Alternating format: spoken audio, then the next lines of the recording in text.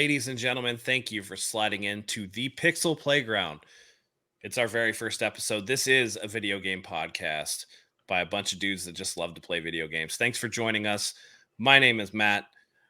Listen, I've been in video games for a long time. I've actually written about video games for Operation Sports, done a couple of Madden reviews, 2K reviews, but I got my start way back in the day. I'm going to age myself a little bit on the Atari 2600 Pitfall. I played the original ET, going all the way through to the Nintendo, Super Nintendo, you name it. I've been there. I'm a lover of video games. Enough about me. I am joined here by two very special friends of mine, and I want to introduce them. We are going to start with Pierre, the Frenchman who isn't even French, but we're going to call him Frenchie anyway. Pierre, introduce yourself to the people. Let them know where you've been, where you're going, how everything's going, man. How are you, man? I'm good. How you doing? I just want to say you had to throw the croissants in there, didn't you, in the intro? Oh, you know I did. Of course. Oh, man. Okay. Well, my name is Pierre. You can find me at Monster Spider. But I guess we're going by Frenchie. You guys can call me Frenchie, whatever you want. We are 100%. We'll see what our audience wants. the imaginary audience that's there right now. I know. Hey, it's first episode. We'll get there. Yeah. So I've been playing a game since I was 5. My first system was NES, and that was all about Duck Hunt and Super Mario Bros. Yes. Was that little kid that? There we go. Here I am. It does that every now and then. I was that little kid that had the gun, and I would kind of hold it up right next to the TV and shoot those little ducks, and I thought it was the best thing ever. But I used to play a lot with my brother and my cousin. We all grew up together, but I was the one that kind of stayed with it. And I don't know. I'm almost 40 now, and I'm still doing it. But yeah, that's a little bit about me. But I think this show we're gonna understand and know a lot about us and what our tastes are to kind of help the audience and identify with their favorite gamers. Hell yeah, man. I gotta ask you though. So we talk about Duck Hunt because I remember like the package, they were packaged together, whatever. You get the light gun. I actually had the triple pack. Okay, so I had Mario, Duck Hunt, and then it was like track and field. So with a little like flat trackpad. Do you remember that? Like, did you ever mess with that? I did, yeah. I remember just slamming that. What was it, like a little pad that just plugged into the like controller slots? Yeah, and I just remember doing hurdles. I don't know if I was any good at it or not, but I didn't have that triple pack. I just had the double pack, so I was kind of going between the two. But yeah, good times. Did you know about the cheat? No, what was the cheat? So there was a little cheat, like right, you're doing the sprints or whatever, and it was like you do these races against different people, right? You do sprints. The first one is like tortoise, the next one is like dog or whatever, bear, and the last one was like fox. Oh man, or rabbit or whatever. That was like the fastest guy. And you would sit there and you would just like, it's like a flat pad. It has like an A and a B on it, and it actually was really cool. It was one of the first multiplayer things that I saw. It was like a little pad, and it had 2 sides and then like 3 rows, so you could technically play with like like 4 or 5 people. The thing was, if you were in the top left and player 1, that was your slot. Like you had to go to the slot that was designated for player 1, 2, 3, or 4 or whatever. But I remember that, you do the little sprint thing, and it was almost impossible to beat them until we found out the cheat, which was you don't actually use your feet. You get down on your hands and knees and you use your hands on it. And it goes so much faster. It's so much faster because your hands will start pitter-pattering way faster than your feet can. Especially, I mean, at our age, right? I don't know if anybody's ever seen under 10-year-olds run. They're not the most graceful of people. Speaking of, by the way, not the most graceful of people, I want to bring in what an intro. Torrey Pines. Torrey, how you doing, man? Let the people know where you've been, where you're going, what you're about, and how you got your start. How you doing? What's up, guys? Yeah, similar story to Frenchie for sure. Had a Nintendo when I was like 5. Me and my brothers would fight over that controller all the time. I think my dad probably smashed a couple consoles of ours because we would just fight over Street Fighter and things like that. So, but yeah, the earliest game I remember playing is Super Mario Bros. For sure. I think there's like a couple pictures of me and my brothers playing and fighting over it. Was the first kid on my block to have Super Nintendo. That was fun. I would not share at all and just play Top Gear and F-Zero for hours and hours. But yeah, nowadays most days just more RPGs, a lot of Unicorn Overlord, as you can see here. Yeah. That box Yeah, doesn't look open. yeah, I definitely no, all my brothers, like, we all have a different console. Like, I was a PlayStation guy, my other brother was GameCube, my other brother was Xbox, and then I'd be, like, hoarding all that stuff. I'm like, "Give it to me, don't get rid of it." So, yeah, I'm a collector. I have a bunch of games that these are just, like, 20% of everything. The majority of my stuff's at my mom's, so one of these days, I'll display that collection. So, yeah, man. Like you said, I'm like almost 40 and I still play games, and I think it's one of the greatest mediums we have in terms of form of entertainment. I love it. It's interesting too because I feel like, with what I do and what we all do in healthcare and all that stuff. We don't have to go into specifics, but I've always wondered. We talk about, we've seen people with Alzheimer's and dementia and stuff like that. Our generation is going to be the first generation that was primarily brought up on video games, and as opposed to things like television and things like that, gaming is such an interactive and active form of entertainment, right? TV very passive. You're just sitting there taking it in. You have to problem solve. You have to use spatial acuity. You have to, know all these things with video games. And I just wonder if somebody's going to do a long-term study on maybe the fact that, maybe we won't have as many Alzheimer's dementia type onset, or it'll be later because of the effects of actually playing video games for a long period of time. Always been interested in that. But Tori, one of the things that I like that you pointed out was, telling your brothers not to get rid of stuff. I can't tell you how many times that I would, you do the thing. Oh, I'm going to go to GameStop. I got to get this new game. I don't have any money. I'm poor. I'm broke. I'm going to trade in this stuff for pennies on the dollar to go get the new thing. And looking back on that, particularly with the rise in the retro market, I'm so sad that I did that, dude. I'm just so sad. What do you think, man? Oh yeah, man.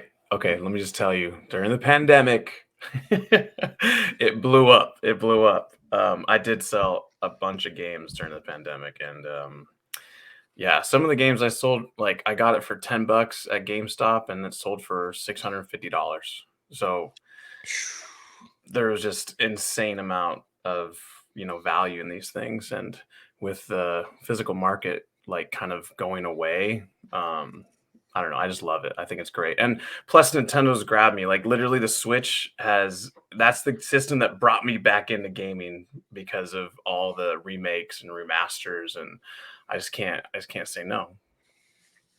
Yeah, we're kind of in that age now, right? Of the remake, the remaster, and so many of them are really good. I know limited run games on a moral level, not the best company, but they're bringing back, a lot of retro games. There's one in particular that I can't oh man, it's an old game, but they're bringing it back, and I'm just like, why would you bring that back? And you got companies like Capcom bringing back all the Resident Evils and redoing those. It's really cool, man. Frenchie, what do you think about all these remakes and the state of the industry as it is right now? As Tori shows off that Star Ocean 2. I'm of the mind of I like having some, but not all. Striking a nice balance between new IP, new releases, as well as having some remakes. Such as Final Fantasy VII Rebirth. It's one of my favorite games. Even though I I told you some stuff about it earlier. Yeah, about how much I hated a certain part of it, but overall, I'm still playing it. I'm over 100 hours in. I think remakes are a great way to bring old games to new audiences. One of the ones that jumps to mind is the Shadow of the Colossus remake. Oh yeah, it's Like good. if you try to go back on PS2 and playing that thing at 20 frames a second with those washed out graphics, it would be hard for like these younger kids to really get into it. That remake that Blue Point did on the PS4 is just absolutely gorgeous. I popped it in like a few weeks ago and just did like the first two bosses, and it was just stunning. Still looks beautiful. So yeah, as long as we have a nice balance of new releases and remakes, I'm all for it. Yeah, and don't worry, ladies and gentlemen, we will have a Final Fantasy VII Rebirth spoiler cast when we all get through it. We will find out why Frenchie told us in a text, and I quote, I fucking loathe this game. You will see. I am so curious to see why. But until then, what we're going to do today, we thought it would be a fun idea for our very first episode to kind of get to know us beyond just our brief descriptions of what we do, what we play, and everything like that, is to go over our top 5 games of all time. Now, these are going to be in sequential order from 5 to 1. Before we get started, we are going to do some honorable mentions. As the host, I will go last. We will start with Frenchie, move on to Torrey, and then back to myself. So, Frenchie, give us your honorable mentions. And I know that you told us ahead of time that you're going to do this by genre. Now, this is going to be more brief than our top 5, but dive right into it, man. Let us know what's up with your honorable mentions and what do you got for us? Yeah, so I'll just kind of list them off as kind of a quick shout out to these games, because when I think of these games, it just, I think of peak. The best games I've played. Not everything, but a lot of them. So the first one I'm going to go with are the platformers. I actually have 3 of them listed here. The Ori series, which originally came out on Xbox. Both of those games are just phenomenal. Metroidvania style, pinpoint precision platforming, has some unique ideas. Just a blast to play, and it's visually just a treat for the eyes, and I can't wait to see what that studio is doing next. I know they're working on a No Rest for the Wicked, so that'll be a day one, just based off of their pedigree. Another one is Rayman Origins and Legends. I think those are just brilliant platformers, fun to play, and has 4-player co-op as well. And newly released Prince of Persia: The Lost Crown. I thought that also brought a lot of new ideas to the platforming genre. Has some tricky sections, and you guys don't know this yet, but I'm quite a trophy whore. So I got to platinum that game, which I already did on PS5, and I'm thinking about doing the PS4 version as well. But I don't really double dip too often. Yeah, so those are just a couple off the top of my. What about you, Torrey? Anything pop in your head? Yeah. I kind of all the games are based off of like just remembering the experience, that emotion behind it. That first time playing something, be like, wow, but also like the longevity of a game too. One honorable mention I'd have to say is Counter-Strike, because me and my brothers played that competitively for years. I think that is the one game we probably put hundreds and hundreds and hundreds of hours into. I mean, it was an esport. It was literally a sport for us. My youngest brother went Cal-I, and there's a whole story about him almost getting onto a reality TV show, and us playing at LAN tournaments and all this stuff, and go into another time. But also like Grand Theft Auto 3, like the first like crazy open world game. Like I remember my dad telling me about, before PS2 games, before PS1, saying like, can you imagine a game where you can go anywhere and do anything?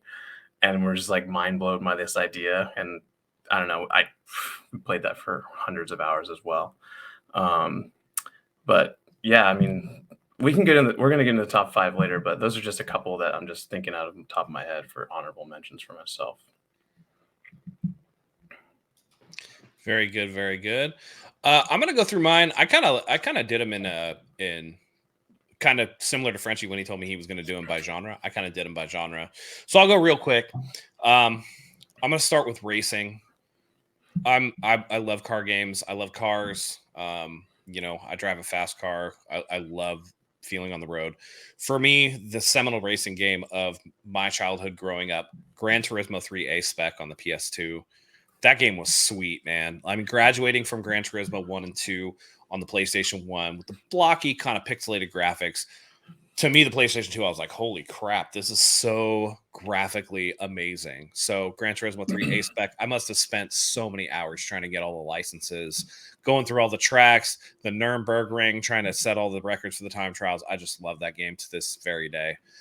Sports, big pro wrestling fan growing up. The very best wrestling game ever made, WWF No Mercy for the Nintendo 64. Me and my friends would play that for hours and just... I remember I was the best at that game. And funny story from when I was, in my teens, at one point, I was playing a friend who never beat me, and he beat me, and I was so mad. I ripped the cartridge out of the Nintendo and threw it across an entire parking lot. I was so pissed.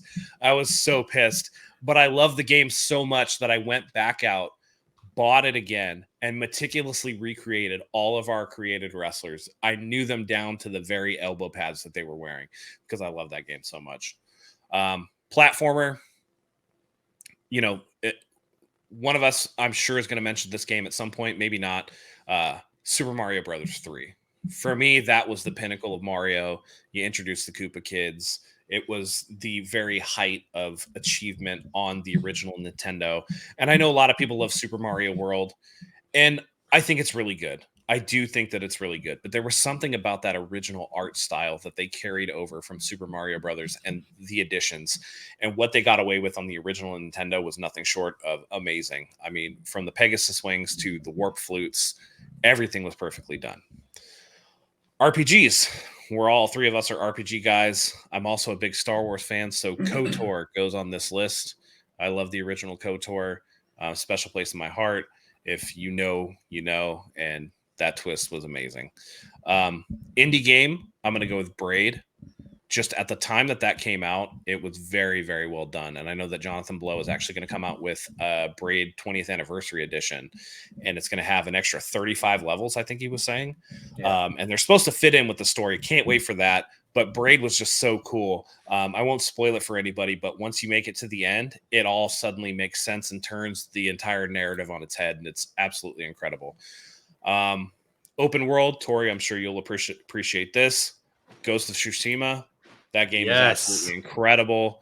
That game is a work of art. It's a modern work of art, and you can play it in full color as in the original mode, and it looks absolutely beautiful. You can play it in the Kurosawa mode, black and white, looks absolutely incredible. The combat, the open world, the unobtrusive way that you can be guided to your objectives by using the wind to kind of guide you in the direction that you need to go. Great game design. On to survival horror, Resident Evil 2. It's the OG, right? Like, we all kind of came up. The original Resident Evil with the tank controls, yeah, that was cool. Once we got to Raccoon City and got into that police station, all bets were off. Resident Evil 2 for me. Puzzle game, Tetris. I mean, I spent so much time on the Nintendo, on the original Game Boy. I played the ever-loving crap out of Tetris. Love it. And multiplayer game, I still currently play it. I'm going to get flamed for this, but goddamn, I love Fortnite. Once they added zero build, I was like, I'm there. I can't build to save my life, but once we got to zero build, absolutely incredible experience. And it's something that beyond just the gameplay, which is cool, you got all the skins, that's super cool, right? You could they have Street Fighter characters in there, they have Marvel characters in there, they have everything from The Witcher, they have Stranger Things characters, pretty much anything you can think of, it's in Fortnite, right? Lady Gaga is in there right now for whatever reason. It's just beyond that, the gameplay is pretty fun. They actually did add a little bit of skill. There's bullet drop now, which they didn't have before. But I get to hop online, play with friends, play with my nephew, who is really into Fortnite. I'll get the occasional, not really the occasional, but the frequent, it's either a Discord call or it's a PlayStation message where he's like, hey, can you play Fortnite? And it's just like, okay. This is something that's allowed me to bond with my nephew. So for that sentimental reason, it also has a special place in my heart. So those are my honorable mentions. Any others that you guys like popped into your head while I was going, and let me know. Yeah, I guess now is the time to read off the rest of my list. When it comes to I went for a long time there. My bad, guys. Oh no, that's totally okay. When it comes to racing, Burnout 3. Oh yeah, I don't know if you guys played that game. That game was just pure arcade action. It was just so much fun, just crashing into cars. I really wish they would make another Burnout game. Real quick, not to interrupt you. There was one more racing game that I absolutely loved, and it was I played it on Xbox 360. Need for Speed Most Wanted. Yes, launched. It was a launch game with the Blacklist, right? Mm-hmm. Like, it had you had to it was like. There was the cop or whatever. It was like the trashy, full motion video, live action cutscenes or whatever. you start off with this sweet like BMW M5 that gets impounded, and you got to start as like a scrub again. And it's just every guy that you raced on the blacklist or whatever was just like this cheesy, over the top, like Fast and Furious, corny villain. But I loved it, and the soundtrack was great. So go ahead, keep going. I used to think those live action sections were awesome. You know, coming from the PS2 era to that, I'm like, whoa, look how real they look. But then I realized they were real. I'm looking at it from a 2024 lens, though. So yeah, I mean, the gameplay was on point, though. The drag races were my favorite part. The quarter miles, those are sweet, dude. Yeah, good times, man. I had 3 freaking 360s that broke on me, and that's when I bailed. I just went to PS3 from there on.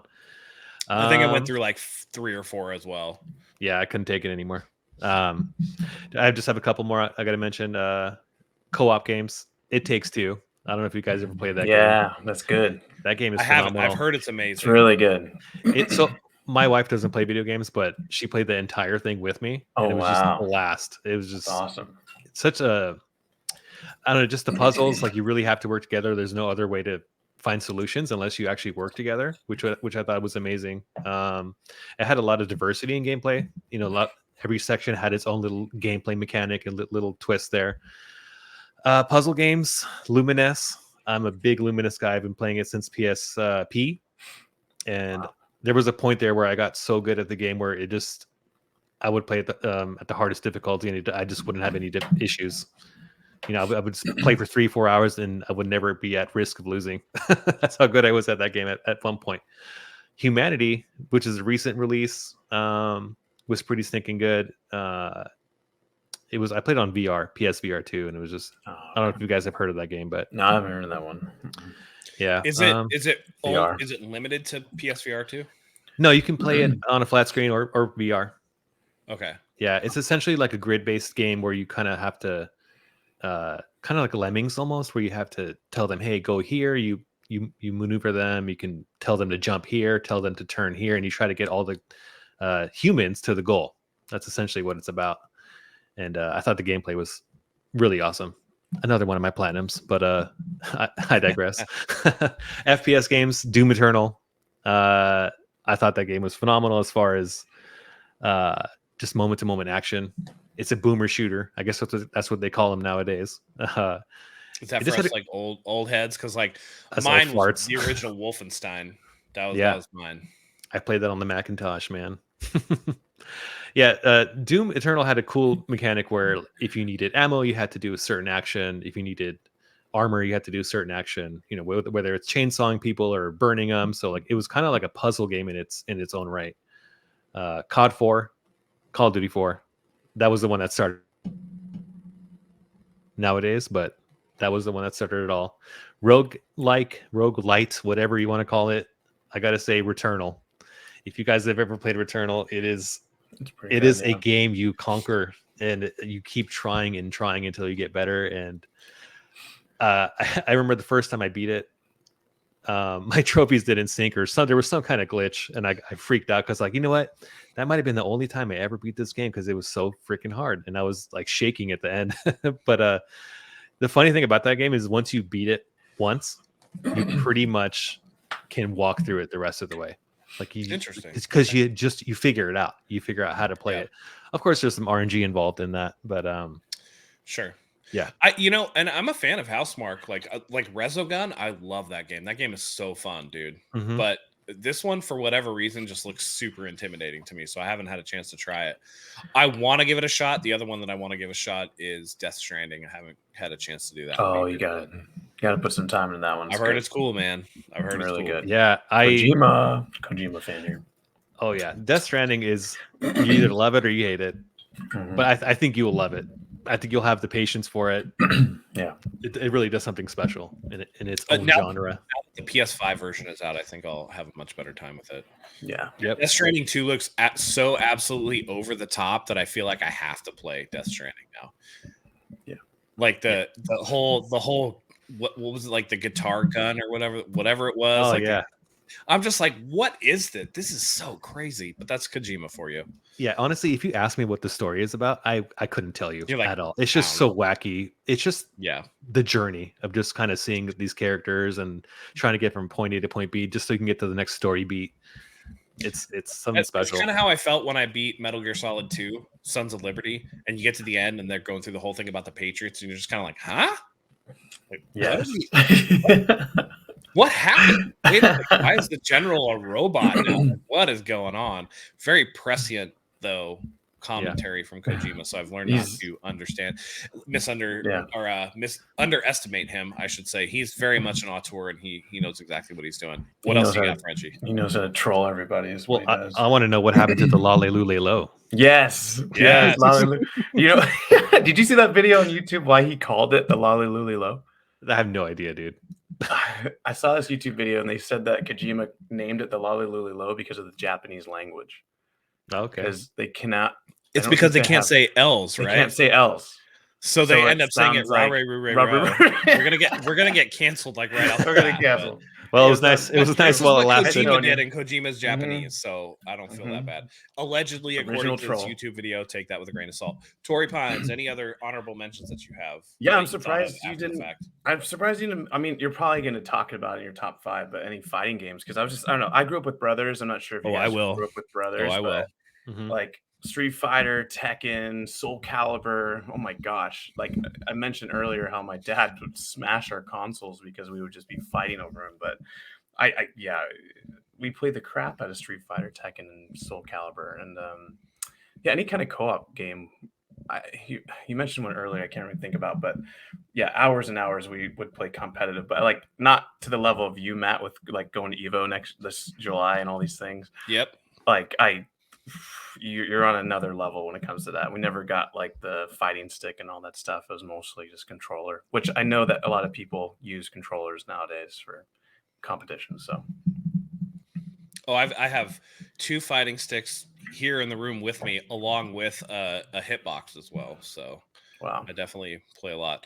I actually thought of a couple that, I'm speaking of fighting games. I just want to give a shout out to the fighting game that I played the most when I was a kid.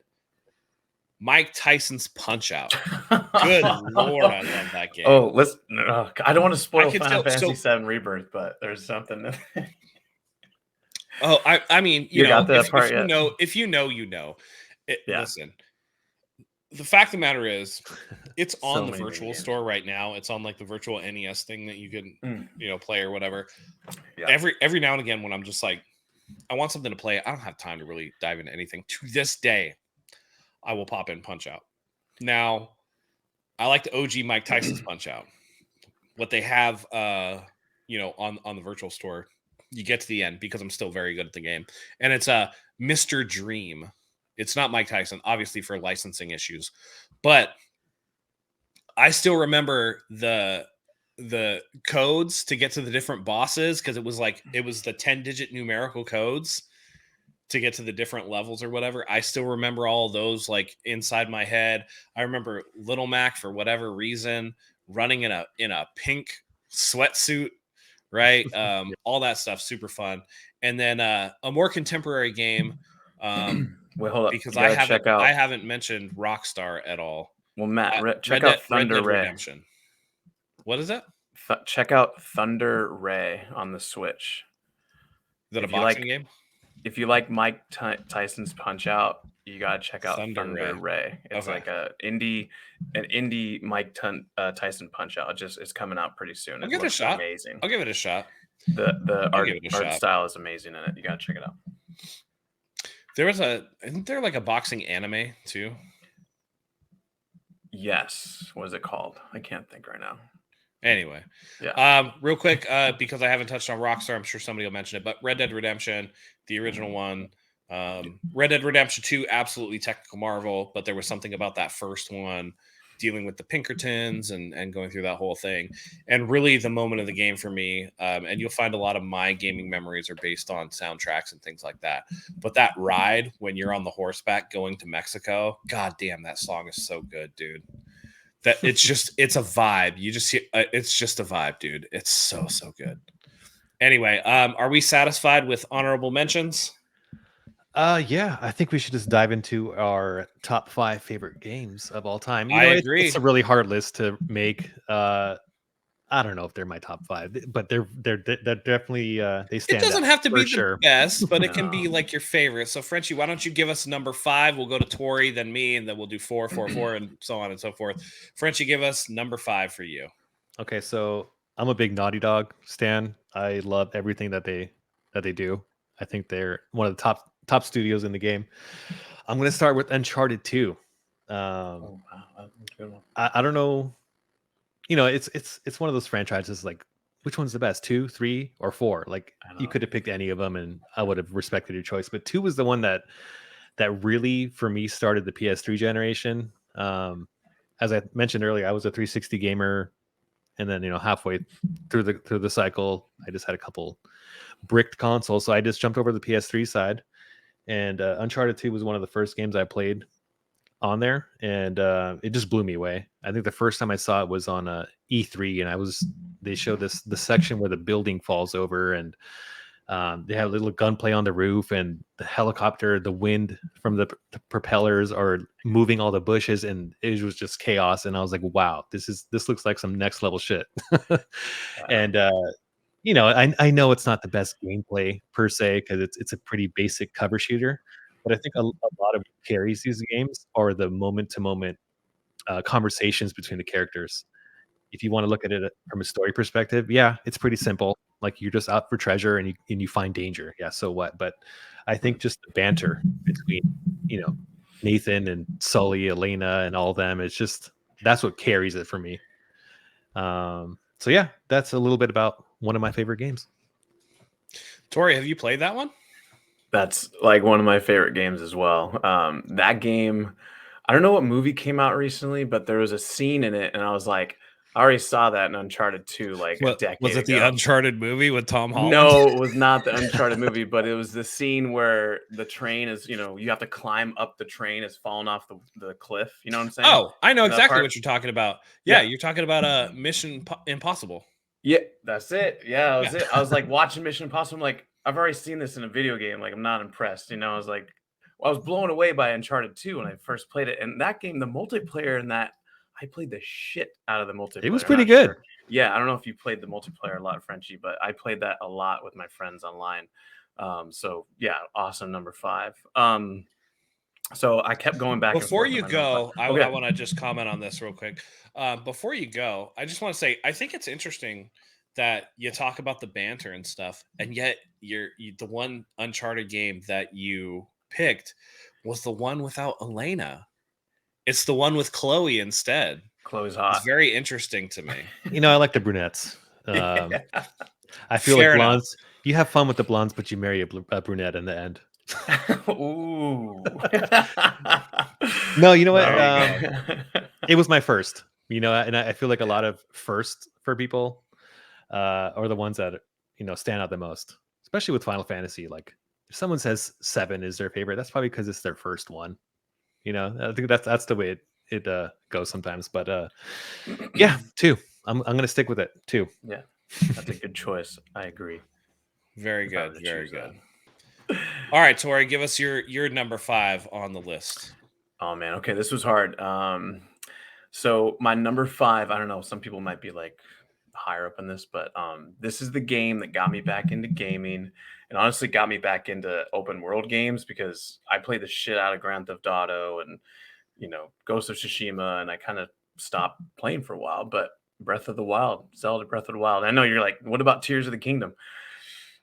I haven't beaten Tears of the Kingdom yet. I mean, I don't want to say it, but I kind of agree with some people being like it's a giant expansion pack. But anyways, we can get into that another time. That's But false, bro. That's fallacy. but no, like I felt like Nintendo did an amazing job of making an open world game where it just kept making you want to play. Like everywhere you go, you keep finding stuff to keep going. You like just every like couple minutes you'd be like, oh, what's this? I need to do this with that. I can put this with that and collect these things to do that later. Yeah, I played the crap out of that game. I couldn't stop when I got back into it, and I played it later. I played it way like years later after it came out. So yeah, I honestly blame Breath of the Wild to get me back into gaming so hardcore. So that's my number 5. Good choice. Yeah.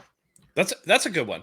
It's interesting that you say that you feel like Tears of the Kingdom is more of an expansion pack, whereas, like, in my opinion, and again, this is all opinions or whatever, but I feel like Breath of the Wild was a proof of concept for Tears of the Kingdom. Yeah, I'd Because agree to with me, that. you have the underworld, right? You have the underworld, which is, for Sure. those that don't know, it's not really a spoiler, but it's an inverted topography of Hyrule itself. Then you have the Sky Islands. Yeah. And to me, the thing that was game changing, the thing that was such a technical marvel and why it was my game of the year for last year was just the fact that on the Switch, they were able to make this entire, like, physics based build mode where you could build bridges, you could put together tools, you could make a hover bike and fly around the map.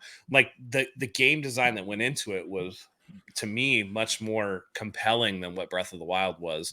When I saw Breath of the Wild, it was more like breakable weapons. I was like, damn, and it was like, not enough story.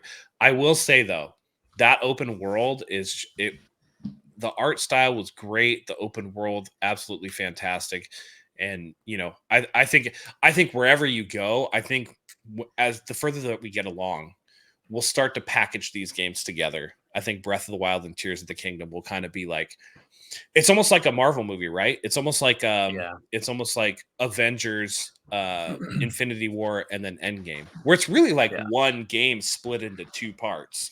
Yeah. And so I think that's really good. I think you can package them both together, but like Frenchie said, dude, that's a really solid number 5. Well, let me just one more point on that. Like when I beat Zelda Breath of the Wild, I wanted to play the other games. Like when they remastered Skyward Sword, I beat the shit out of that. I have that too.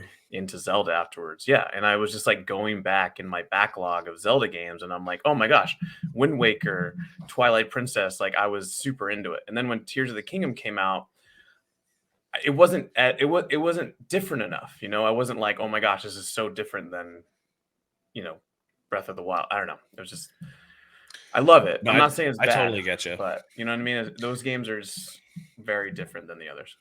Yeah. Can I tell you guys a secret? Yep. The first Zelda game that I ever beat was Breath of the Wild. I played so many different Zelda games, like from the NES, Spirit Tracks, or Wind Waker on the GameCube, but I just never finished one. And I don't know what the reason is for that. But Breath of the Wild got me into it, and it captured me enough to want to finish it. And I'm up the boat that Tears of the Kingdom is a better game because I feel like it's more creative. Yeah, there's so much you can do, and you can solve puzzles the way they want you to, or you can just kind of make your own creation. Right.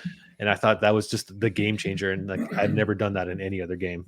Yeah. So like that was one of my favorite games of last year for sure. It's like Sonic the Hedgehog 1 versus Sonic the Hedgehog 2. Like the second one's better, It's like and just the way that they let you essentially they tried to get you to break the game. They were like, look, you can do whatever you want. You can break the game.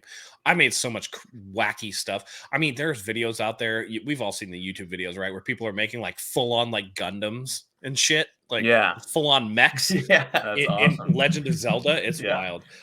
We'll revisit Zelda though. I have a feeling, especially for me. So cool. So hold your thoughts on that. Hint, hint. Hint, wink, wink. I'm gonna get into my number 5. This is the newest game on my list. It's one that I, much like Frenchie, I'm not a trophy whore by any means. I didn't put it in my honorable mentions. I probably should have, but I do have the platinum for Elden Ring, which like was really fun, and that was a very rewarding one to get. But this one I put in, I mean, well over 200 hours into this game, and I'm talking about Atlus's Persona 5 The Royal. Amazing game. I played the original Persona 5. I thought that was fantastic. I had such a good time with it. But then they came back and they released this Royal content, and it was like an entire another semester. They added another character, and I was so itching to just dive back into the world. From the character design, I remember when it was unveiled, Persona 5, and it was just that cool, super stylish intro trailer where it introduced you to all the character. It has this like old school like spy novel. it really gave me Steven Soderbergh vibes on the music and the art style. The gameplay itself was absolutely fantastic. My first Persona game was Persona 4 Golden on the Vita. That's like the first one that I played. I'm gonna, after Rebirth, I'm gonna dive into Persona 3 Reload. This game right here, Persona 5 Royal, is exactly the reason why we got Persona 3 Reload. Well, let's not get it twisted. But from the characters to, I mean, the soundtrack is a banger, dude. Sometimes I just put that on Spotify when I'm driving and just listen to it. It's so good. Love this game. The narrative was so fun. The combat style, the team ups, right? Like all the little team up attacks. It's a traditional turn-based RPG, which I really enjoy. And there are so many different ways to build your characters, to tackle the issues, to go after enemies and everything. The combining of personas to get what you want, and just like, honestly, I had such a good time. The fact that we were in mainstream Tokyo rather than one of these little towns, right? You're going to the Shibuya crossing and all this stuff. Just such a good game. So my number 5 is Persona 5 The Royal. I have a question for Torrey. Good choice. Yeah. Have you played Persona 5? Yeah. He's playing it right now, bro. Bro, did you happen to finish it by any chance? You know what happened. Come on, Final Fantasy. This game ruined it. All right, bro. This game came out and ruined it. Okay, so yeah, it is on my backlog. I think I'm at the third, the fourth guy. I don't know. But no, the story on that third is or really fourth good. palace. Yeah, the third. It is really good. And by the way, the story on this will be that we will have a recurring segment called the Torrey Pines Graveyard for all of the games that Torrey does not finish. Yes. By the way, Torrey, I know that you're romancing on. That's the bitch move. Go have fun with your blonde. But Makoto is best girl. Wait. What's the name of the scientist girl? No, the doctor girl. I like her. Tai Takemi. Yeah, that's another one. Yeah, that's. I want to date all of them. You told me I could. Makoto, best girl. Yeah, date them all. See what happens. Yeah, I'm gonna. Also, one that you cannot romance is Makoto's older sister. Oh my goodness gracious! Everybody who played that game knows what I'm talking about. Anyway, Persona 5 Royal. That's my number 5. Frenchie, number 4. Okay, so like I'm looking at my list, and every single one of these games, it's a scenario of which one do I pick out of the franchise. I'm just gonna just say it. Number 4, Super Mario Galaxy. And this is a hard one because, like, how do I not pick 64? How do I not pick Super Mario 3? Because that camera is fucking awful in 64. That's why. That's true, but I have Super Mario 3D All Stars for the Switch. And I went back and tried to play Mario 64 because we all know it, right? We all know the opening where you can pull on Mario's nose and do all that crazy stuff. But then I go and play it and I'm like, this camera is dog water. Like, what the hell? So I agree. Like, I think that when you get later in the 3D Marios, it gets a little bit better.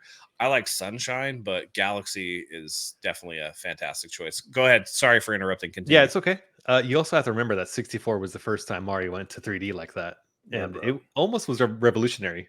But yeah, you know, it had its issues, but playing it in 1996, I didn't see anything wrong with it. Yeah, so Galaxy was probably the best game on the Wii to me. I don't know, maybe Galaxy 2 was probably because they expanded on it with Yoshi and all that, but I played it also on the original Wii. I have the All-Stars version on the Switch, but I played the original Wii version before that came out. And it was just a blast. There's so much diversity in level design and mechanics. And you know me, I like platformers a lot. So it's just fun going through it and getting all the stars and all the secret stars. And the first time Mario was in space, you know, so it's almost like they could have done anything with the level design.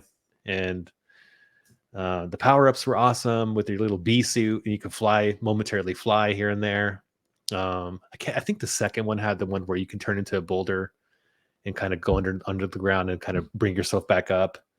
But yeah, it was a special game for me, one that I'll definitely remember. And it was a special time in gaming, you know, and the Wii was on fire. There's 360 was, you know, they had a ton of games to play, and PS3, like that whole trifecta, that might have been like the greatest era because everybody was making bangers. But yeah, Galaxy. I think I was so deep in like the 360.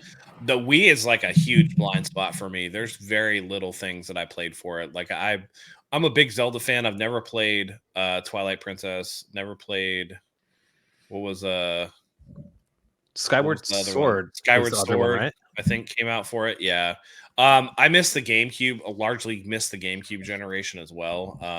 I went from Nintendo 64 to PlayStation 2.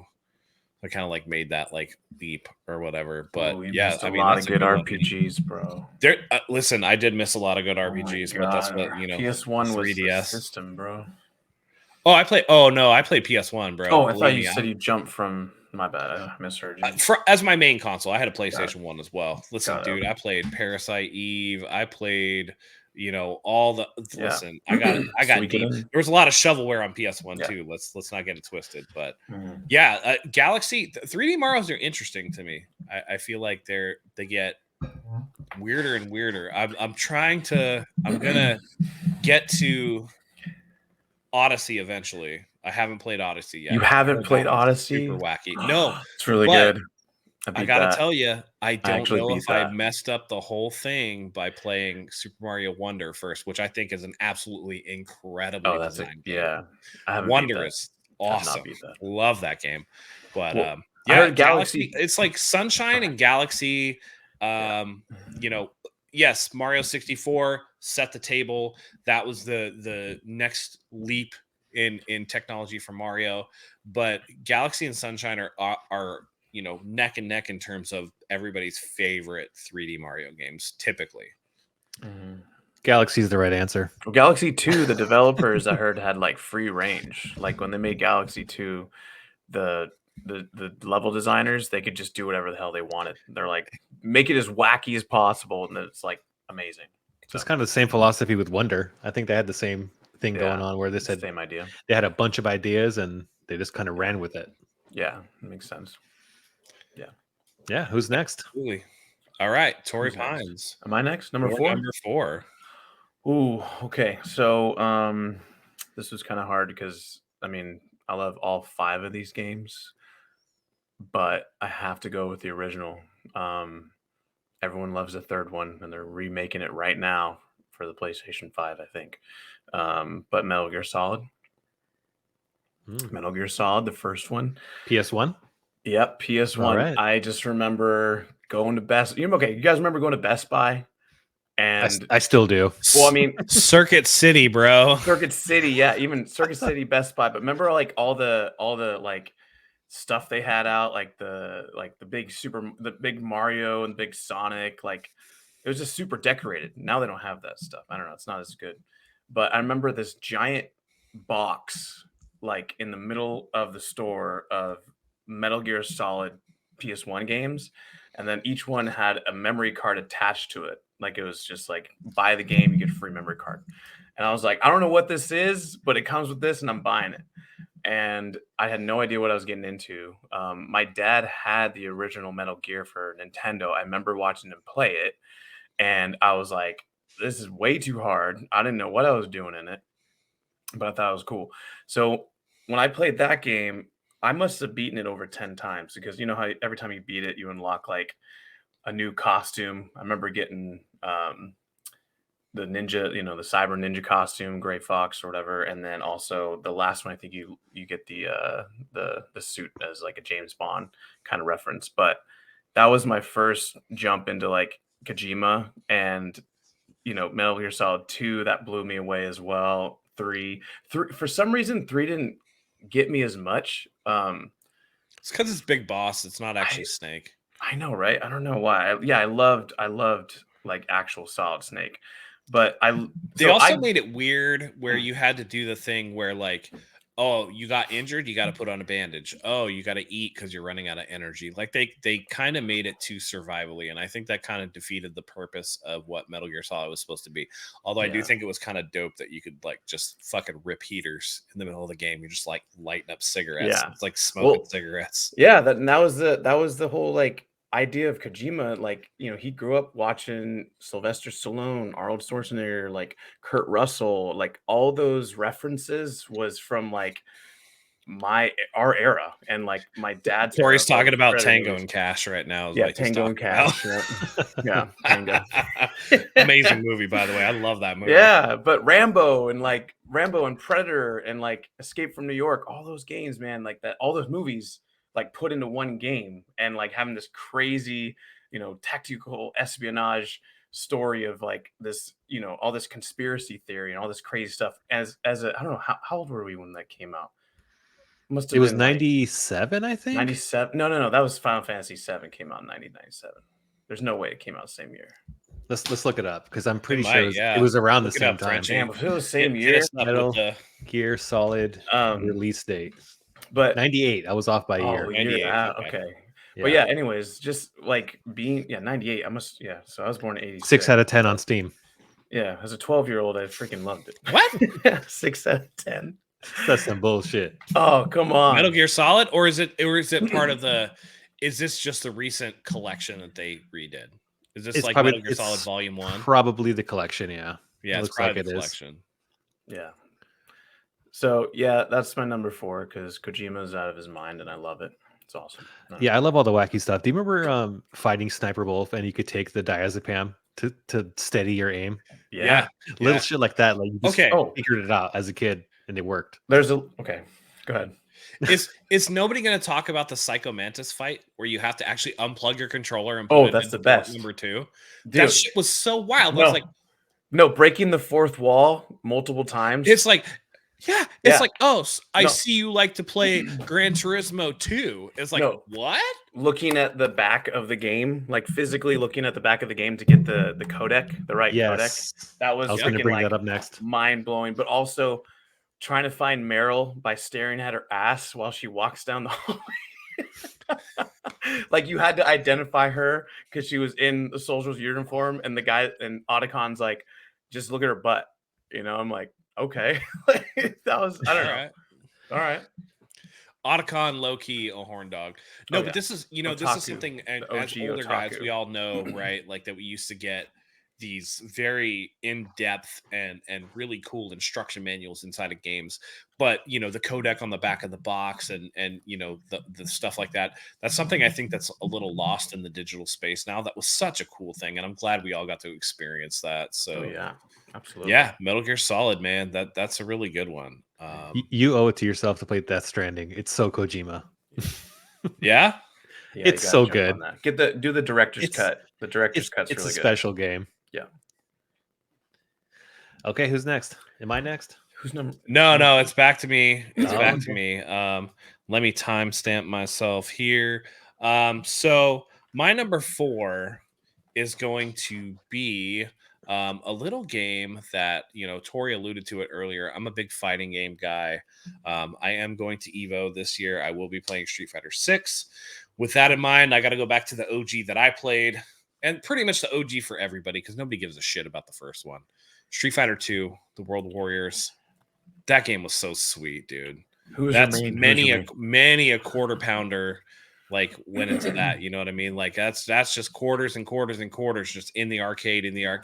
These young kids don't know what the arcade was, but it was like this was so competitive that you would put your quarter up on the machine while 2 other people were playing. It's like, hey, I got next. Like we're doing this thing. And the game was completely broken. The stuff was super cheap. I remember playing Guile, and I would throw a sonic boom and then like just wait, and I'd be ready with that flash kick coming out. And just it was such a departure from what games were at that point, which were just, you really kind of like moved yourself in a direction. You had like your little punch and kick and all that stuff. This was charge moves, quarter circles, just so many different things. The dragon punch motion, which we all know, it was so cool, and just the style of the game and the characters who endure to this day. Most of whom I think all 8 World Warriors are in 6. I'm trying to think. I think they all are. it's just the character designs were incredible. I mean, people who don't even play fighting games, if you show them Guile or you show them Blanca or you show them Ken and Ryu, they know exactly what that's from, and that's just a testament to what's going on. And this was before I had found like Dragon Ball and stuff like that, so this was the first time I'm seeing people throw like energy from their hands. I'm like, this is freaking amazing. That jumped it off. I think most of my competitive fire was during Street Fighter 4, which was like a lot later. I played that one like the most seriously. 5 I didn't enjoy as much, but 6 is absolutely amazing. I think I might dabble in Third Strike. It's back at Evo this year. I might as well just enter it just to enter it. But Street Fighter 2 for me, the World Warriors, and then all the iterations thereof. Cammy, best girl when she came in. Super Street Fighter 2 Turbo, the new challengers, like that was sweet, man. So for me, Street Fighter 2. Are you really saying that Street Fighter 2 is better than Street Fighter the movie, the game? With Jean-Claude, you could fight as Jean-Claude Van Damme. Very often don't like to discount Jean-Claude Van Damme or Raul Julia, rest in peace. Like very he has the most quotable Street Fighter line ever, right? It's like, oh, the day you met Bison was the most important day of your life. But for me, it was Tuesday. And in the FGC, that's like such a huge, like memeable, quotable thing is the for me, it was Tuesday thing. I really enjoyed that movie. But I mean, that whole game was a disaster. But listen, there's a lot of dog shit out there, and that was one of them. So, for me, Street Fighter 4. Ryu or Ken, bro? Ryu or Ken? Matt. Okay, first of all, you got to get it right. It's Ryu, not Ryu. Ryu is it's Ryu. No, Ryu Hayabusa is Ninja Gaiden. It's Ryu. It's you. It's you. It's real. Ryu. It's not Ryu, bro. It's like that's how I used to pronounce it because I'm white and I don't know anything. I'm very sheltered. Very sheltered. It depends on the game. No, for Street Fighter 2. Street Fighter 2, it was Ken because he had that. I would use Ken and I would, because if you press the different buttons, you would get a different color. It was always Fierce Punch. Give me that purple gi, dude. Ken purple gi. Let's go. That's dope. Yeah. All right, Frenchie. I think we're at number 3 for you. Okay. So this is another game where there's 2 in the franchise. I'm gonna go with Horizon Forbidden West. This game just kind of blew me away as far as the way it looked. Probably the best looking game still today, even though it's 2 years old. I think it's 2 years old. Am I right? I don't know. The first game has a very special, spot in my heart because in 2017 I had or my wife had twins. We had twins, so I remember playing it in February, and I had my twin boys next to me, and every time they would wake up, I would just feed them, change their diaper, and put them back to sleep, and I would just kind of play the game when they were both beside me. They were newborn, so that's kind of all they do. They eat, sleep, and shit. So it was pretty easy, and I could game on. But Forbidden West was a wacky game. The story kind of takes a couple left turns, a lot of surprises in there. Here, obviously. Yeah, I won't spoil anything, but I thought the story was really engaging. I know the design is a little played out. It kind of has that Ubisoft open world with a bunch of map markers, but I found a lot of it enjoyable. I liked upgrading my character and leveling up. I got to the point where I was so overpowered where I could take out a tremor tusk in 2 hits. I had this spear thrower that I would slot every single. There was 5 areas where you can slot little perks, and I made explosive damage for every single one of those. And it literally took out a tremor tusk in 2 hits. And that's kind of the power fantasy, right? Like you want to see how strong you can get your characters. And I find the combat really engaging. It was dynamic, and it didn't necessarily have like emergent gameplay or anything, but I thought the fights were like a spectacle. There's something really satisfying about shooting machine parts off of a giant robot dinosaur or a robot animal. Yeah, I thought it was a jack of all trades. It looked great, it played great, the mechanics were fun, there was a huge skill tree, kind of a little bit of something for everybody there. Yeah, I agree. I love that game. I thought it was really, really good. I feel like it's a little bit underrated. But like you said, shooting parts off the dinosaur, and not only just shooting the parts off the dinosaur, right? Because it's one thing in a lot of games where it's like, oh, you have to disable this part of the creature or whatever, But this was like, you're fighting a snap jaw or whatever, and like you're throwing something at it, you blow a part off, and it's actually something you can collect and use, which I thought was like super interesting. As you said, the story out there, wacky, went in a direction that I wasn't expecting. Mm-hmm. Really don't think anybody was expecting at that point. And, the gameplay was nice. The one thing that I thought was actually really cool that not a lot of games do, I think The Last of Us did this a little bit too, is that it infers distance rather than makes you traverse it. There are some games where it's just like, it's a slog to get from one side of the map to the other, right?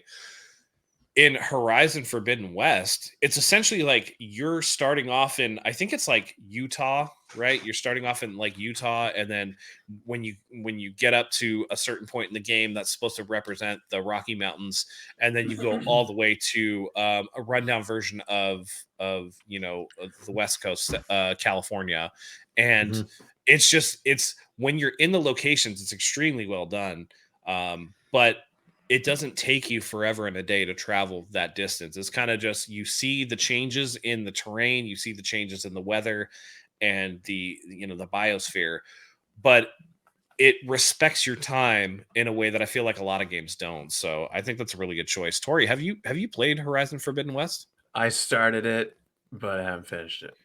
It's in the graveyard. It is in the graveyard. My umbrella quote of majority of games. No, you kind of spoiled it a little bit for me when you were saying California and Utah, because I just got into the story of like, okay, I understand this is like, I didn't know if it was like an alien planet. West, bro. Oh, that makes sense. Yeah. Have you played Horizon Zero Dawn? Yeah. I started that one. Didn't finish it. And it's Earth, dude. I'm not spoiling. I know. I really was intrigued by the story, but I'll tell you, Tori buried that one so deep he forgot it was on Earth. Spoiler: Vegas is in the game too. Oh, that's dope. Maybe I should play that. No, I think it was cool. Like, it was a graphical marvel. It was a graphical marvel for its time, and then also like it was just in my head. It was too big. Like comparing it to like Zelda Breath of the Wild, for some reason it didn't grab me as much as Zelda did. I don't know why, but boy, that franchise just came at the wrong time, huh? Because everybody says it's kind of flies under the radar because what was it? Breath of the Wild came out alongside it, and then Elden Ring and. Well, no. So the first one came out when Breath of the Wild came out. The second one came out when Tears of the Kingdom came out. So it's like, bro, what are you guys doing? All right, I'm a Nintendo fanboy. Was right around the corner. Jeez.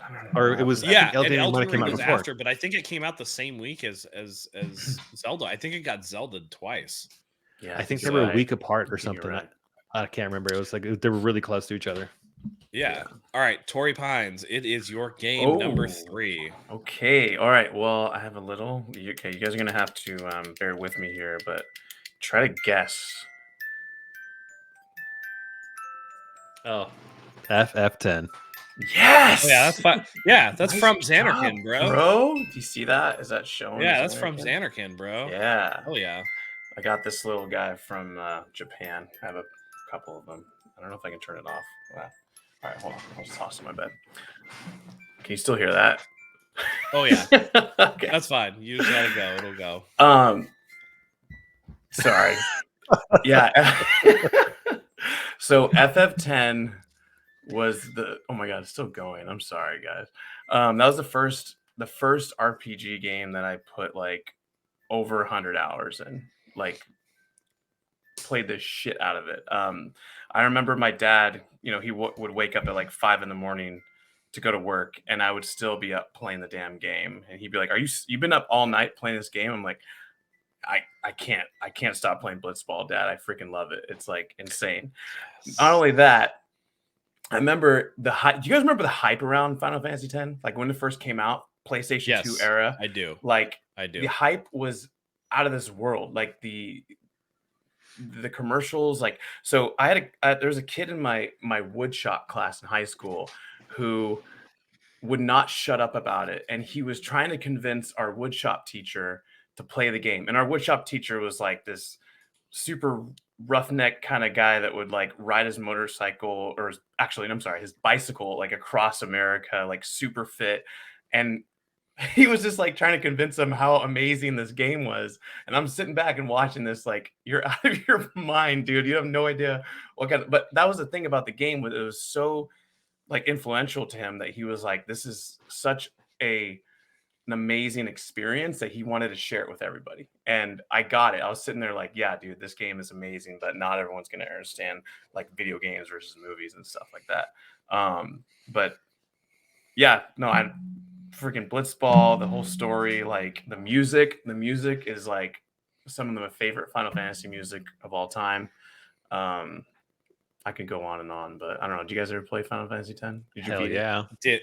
Did I play it? Go ahead, Frenchie. Let us know what your thoughts on Final Fantasy X. I like the music so much that I remember I would tinker around my characters and my build in a certain area where I knew the music was really good. So I can like listen to the background music while I'm getting my guys together and going along the spear grid and all that. Awesome. But that was a cool game, man, because I used to work at Macy's, and when I was 16, 17, and I would work at the dock. So I would offload the trucks and stuff. And there was like 3 other guys that were playing it at the same time I was, so I just couldn't wait to go back to work and talk to them about how far they got and where they are in the game. So it was special in that regard. And that ending, man. I know. Did you cry, bro? Did you cry? Dude, I did not cry, but I think if I would have played it later on in life, I would have cried. I think my teenage self was, not able to express those emotions yet. Yeah. It was a great game. Yeah, I have really good memories of it. That's cool. Yeah. Yeah, I agree. Music great. From Xanarkin, great song. The battle theme. Dun, dun, dun, dun, dun, dun, dun, Yes. dun, dun. Yeah. Great. I do think that, Blitzball, amazing, right? That was just so fun. You can get the different guys and go through that, and it was such a fun add-on. The world itself, really cool.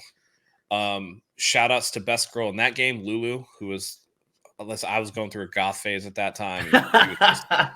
She was straight Perfect. Hotness, bro. Like them, she, bro. Them oh man, so good. But I will say, if racist Waka, and it'll transition well into mine. But the one thing that I will critique Final Fantasy X on, and it did so many things well. The sphere grid is still to this day one of my favorite advancement systems out there. That was done almost impeccably. You could build the people exactly how you wanted. I would tank with Auron. I would use, Yuna as the summon character, obviously, and then Tidus would just be Tidus and kind of like a DPS character for me. Everything was great. The one thing that I thought, and this is just a byproduct of the era, it's the byproduct of it being the first Final Fantasy with this particular feature, was some of the vocal work. And we all know what I'm talking about. We all know that stupid fucking laugh. We all know that stupid laugh. Beyond the laugh, I thought Riku, very annoying voice actress. Yuna was kind of like, it's fine. There were some uneven performances. Yeah. I will say that is like really my only critique. I thought that the whole Yevonites and the whole religious overtone to it, the enemy design, the combat, I really liked the combat design in particular, because you could see it was still turn-based, but you could see exactly what the order was. And I thought that was really cool because it's like, okay, now I can plan. All right, do I need to heal here, or do I have time before these guys, or do I have time to cast haste? And before you cast it, the cool thing about that was before you cast it, you could point it at a character and it would show you if they would move up or down in the order of that was attack. cool. And I just thought that was really, really cool. Yeah, the weapon designs were really cool. The world design, where it was essentially like looked like a Caribbean island for the most part, was really cool. The only other thing that I will say is fuck the trophy system on that game. When we got Final Fantasy 10 and then 10-2 HD, one of the trophies was for that goddamn avoid 200 lightning strikes. That trophy sucked, dude. I hated that trophy so much. That trophy sucked, but that's not overall, as bad as the Final Fantasy IX trophy where you have to do a jump rope for like 1,000 times in a row. Which is why I bought it on Switch. Is that with Vivi? I think that's like right at the beginning of the game too, isn't it? Yeah, that's why I bought it on Switch, because I ain't fucking with that. Yeah. By the way, I'm really hoping they remake 9. I have an admission to make. I have only played like up until you kidnap Princess Garnet. That's really real early. That's real like early. Yeah. Hour number 2. I don't know what it was. So I had a blind spot for a while with Final Fantasy games. 8. I hate the junction system. It really turned me off, and I didn't want to play anymore. So I didn't play any more of the PS1 because I thought for 9 they were going to bring back the junction system. But actually, they made it so traditional and like sounds right up my alley. But by the time I got back around to playing it, when they like re-released it and did like the Steam version or whatever, I heard rumor that they were going to remake it. So I was like, I might as well just wait for the remake. Like, and it was going to be a true remake, not like Final Fantasy VII, but they were going to actually remake it. So yeah, I think that was on the NVIDIA link or the leak, right? And I think everything on that list has been true so far as releases go. But yeah, great game, all of them. Yeah, all of the Final Fantasies, all of them. Pixel remastered. I'm actually working through the pixel remasters, and actually that was the thing for a while for me too, where I didn't play them because of I guess the font was all screwed up on a bunch of them. So I didn't want to take the time to like play them with like janky font or whatever it was. So yeah, go there. I guess I am up. So for me, number 3, my number 3 game is going to kind of piggyback off of Torrey. Not really though. And Frenchie, you were kind of talking crap about it earlier, but number 3 for me is Final Fantasy VII, the OG. And it's not because it was my first Final Fantasy. It wasn't. My first Final Fantasy was Final Fantasy IV. Final Fantasy VII for me, it was much in the vein of Mario 64. It was the first 3D Final Fantasy. But beyond that, it was the characters for me. Sephiroth to this day is like one of the coolest characters. Not for his personality. I think in terms of like his story or whatever, it's a run-of-the-mill like tragedy villain tale or whatever. It's the character design. The character design is so dope, dude. He got like a 20-foot sword. Like that thing is so sick. He just looks cool. He exudes being a badass, and I think that's like really cool. And then I liked Cloud as like the silent protagonist. It had been a while since we had gotten like a true protagonist, right? Like you could argue that Cecil is like a main character, but it's about Golbez and that whole situation.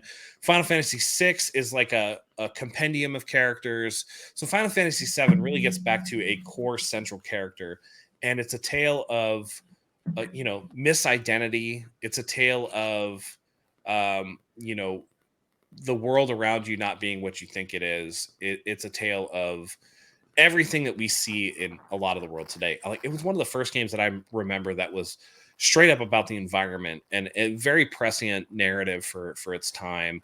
It's about, the class warfare and, how corporations can be greedy and kind of, use politics and everything to kind of affect the common man. And then you get outside of this original area, you get to the open world, and it's just really cool, man. I spent a lot of time there with this game over and over and over again. I've beaten this game on the PlayStation. I've beaten this game on Steam. I've beaten this game on mobile. I'm going through the remakes, and it's interesting to see where they're taking it. I really would like them to use the graphics that they used for the Final Fantasy VII. What's that game called? The mobile one that they have. Oh, Ever Crisis. Ever Crisis, because when you get when you're in the Final Fantasy parts, like the character design looks really cool. It's more of those like chibi style characters, but it's more smoothed out than the originals, which were really blocky and ugly looking. I think it's funny that, not really a spoiler for Final Fantasy VII Rebirth, but there are mini games where it kind of brings back the PlayStation 1 like block style with the hands that don't, whatever. It's just really fun. I'd like to see them actually release just a better graphical version of the original, and I think they probably will after this trilogy of remake games is done.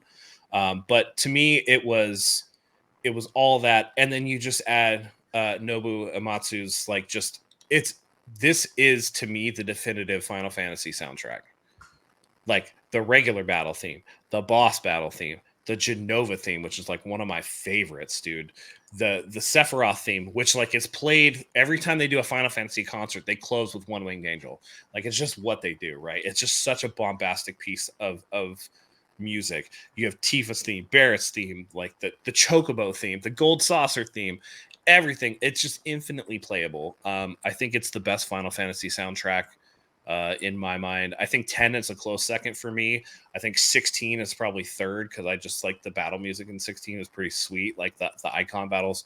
But this one for me was it was the tipping point that turned me from a casual JRPG person into a full bore, like, give me all the JRPGs.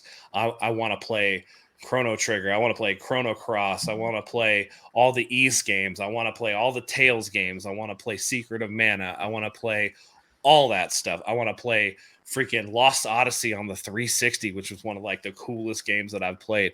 All of these games, my love of that stems from how much fun I had with Final Fantasy VII. So for me, that's my number 3. Nice choice, man. Great choice. Hey, Tori, did you play FF16? Yeah. Uh-oh. We got another headstone, it, ladies and gentlemen. Did you finish it by any chance? Nope, didn't finish it. It's on the backlog. In Tori's defense, he did have problems with the pacing of the game, and I do agree that like there are some issues with it. Big time. But overall it's a great game. But yeah, pacing issues aside. Yeah. I mean, I'm not going to bust your balls too hard if you didn't like it. I need to make a list of all the backlog I have, and you guys would be like, "Oh my god, it never ends! It never ends." Yeah, it's kind of overwhelming. I almost feel like you just got to let some games go. You don't have to finish every game, okay, guys? No, I have to. You don't have to. I have to enjoy it. Yeah, but like to be fair, Frenchie, that's why apparently you loathe Final Fantasy VII now. So. Final Fantasy VII Rebirth. Oh yeah, see, I don't even want to finish it now because you said you loathed it. I'm not even gonna. Yeah, I'm gonna finish it. But I can be a little dramatic. I'll give you that. There you go. There you go. But I have my gripes about the way it ended. We'll get to that one day. We'll get to that. We'll get to that in the spoiler cast. No spoilers here. But you know what? I'm still playing it to this. I'm still playing it to this day. I haven't let go of it because you got to get the trophy. We talked about Blitzball. I want to say Queen's Blood is it's so good.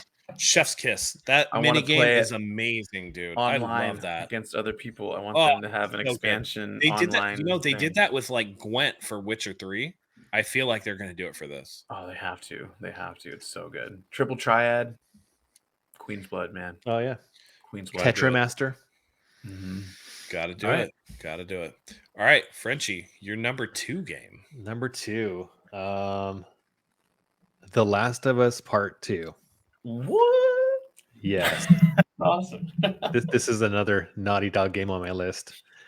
And I can kind of never beat it. I can kind of have some parallels with the way I described 2, because it's not necessarily about the story per se. It's more about the character interactions and the journey that gets you to the end. I know this game was extremely divisive, but it kept my attention the entire way through. I'm not going to go into any spoilers about it, but it's one of those games where when you finish it, you just kind of sit on the couch and you just look at the TV and you're just in deep thought, and you kind of feel like a part of you is missing when it's all done. I know a lot of people didn't like the way it ended, but there were some scenes, some imagery that kind of shook me leading up to the final scene, where a particular character wasn't even recognizable. And it just had a lot of very impactful moments. I thought mechanically they did a lot. They added a lot to the gunplay. You can dive, you can kind of roll, and just basically they added more guns to it, the upgrades, and just basically it was more of almost like a stealth game in a sense. And you could do more than just throw a brick in a glass bottle to deal with your enemies. And it was just it was ahead of everything at the time. And that's saying a lot, because Final Fantasy VII Remake came out that year. There were some other amazing games that year. The PS5 launched with some pretty cool games, and Ghost of Tsushima was like right before it or after it. I can't remember. They were kind of like 1 month apart from each other. So there was a lot of great games, but I feel like that particular game kind of stood above the rest.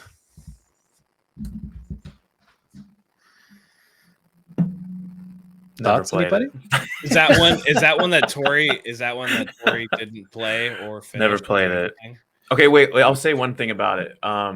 So the first one I beat. If we beat the first one, I don't know. You guys have beaten the second one, but would you compare the second one to, like, how Mass Effect 1, Mass Effect 2? Mass Effect 2 blew up. Everyone's like, it's amazing.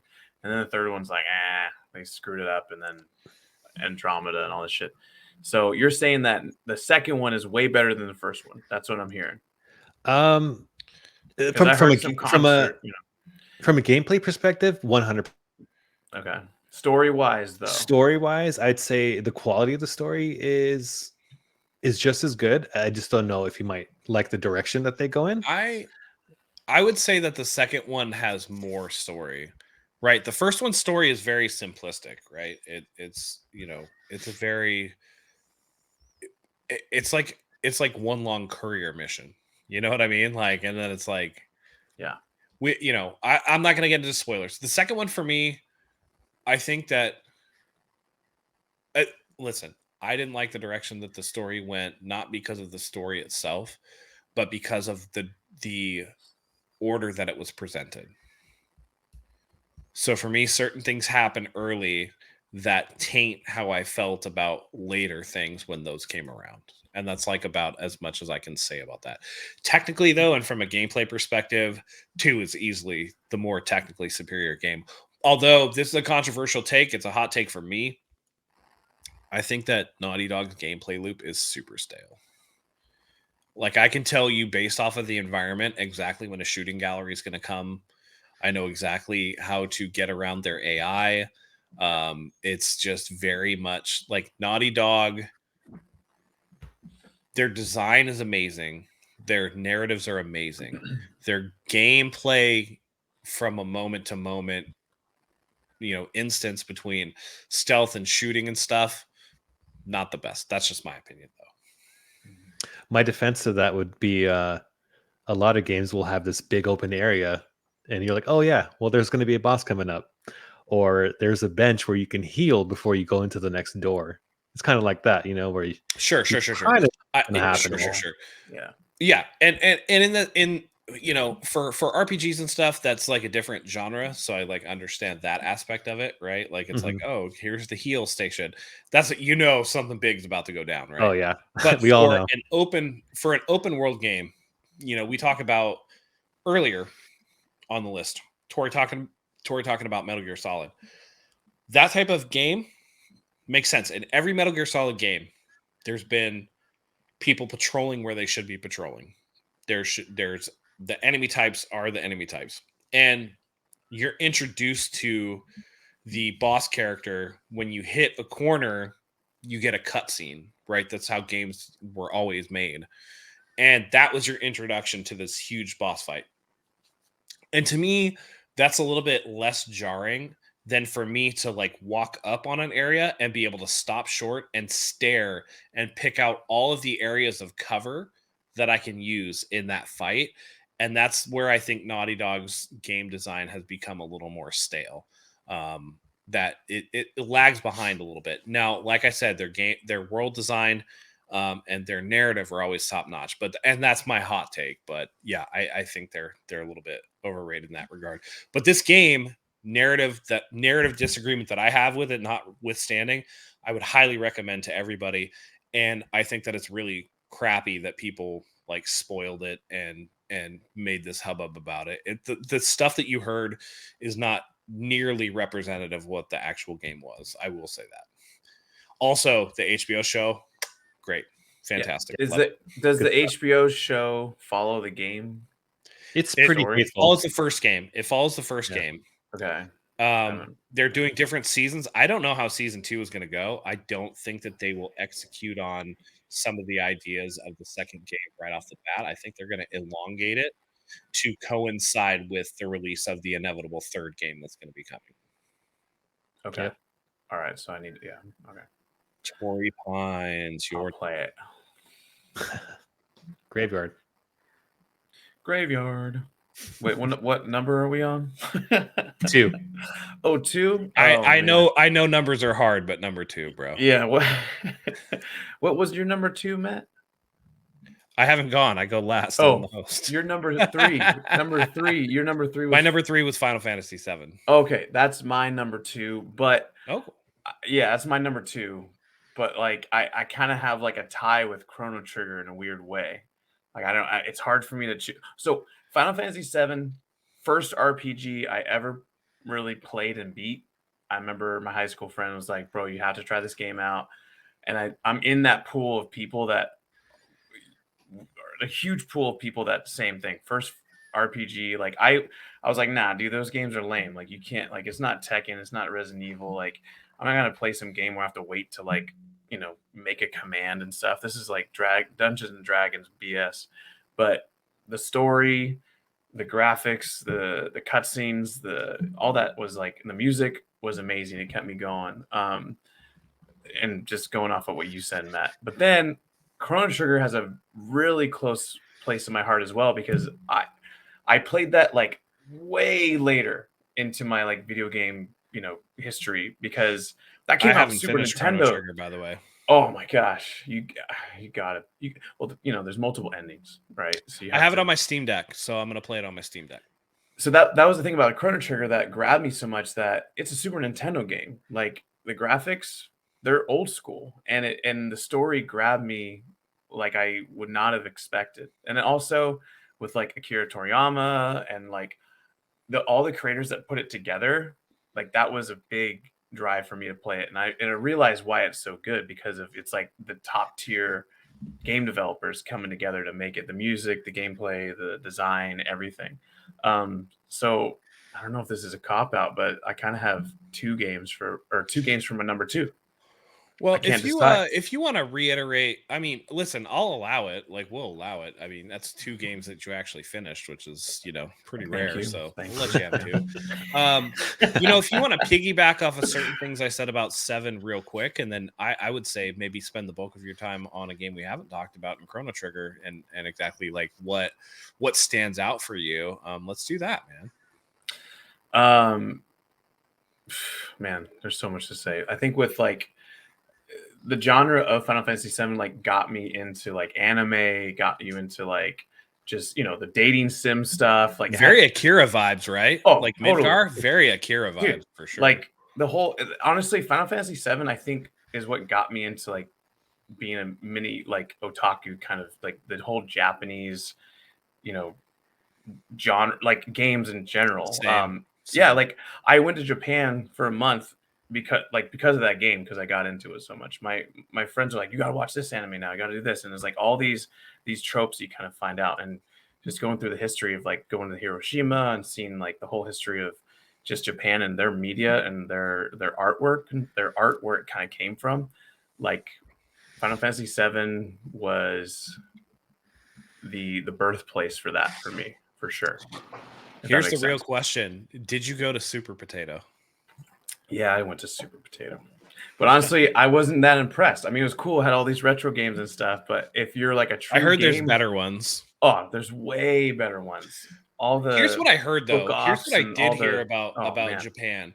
In those game stores like Super Potato and others, I they're heard that they will overpriced. have Oh, multiple copies of the same game, and depending yeah. on the condition, they'll have different prices for the same Yeah, game. 100%. That's Yeah, crazy. That's it's cool. yeah, don't go to you can go there, it's cool. They have like a giant statue of Solid Snake in there and stuff. And I that's heard dope. that you don't go to the one in like Akihabara. Like you don't go to that one. Yeah, you just go there though. Just check it out. Just to go and check it out. Which is the one? Where would you recommend going for all those people that are going to Japan? If you're trying to find like the cheapest game, okay. So one Like thing about good Japan, deals, good deals. yeah, go to any of the like book offs at all, like just anything that says off, because there's all the used stuff. But the thing is, Japanese people take care of their games. Like they take care of their shit.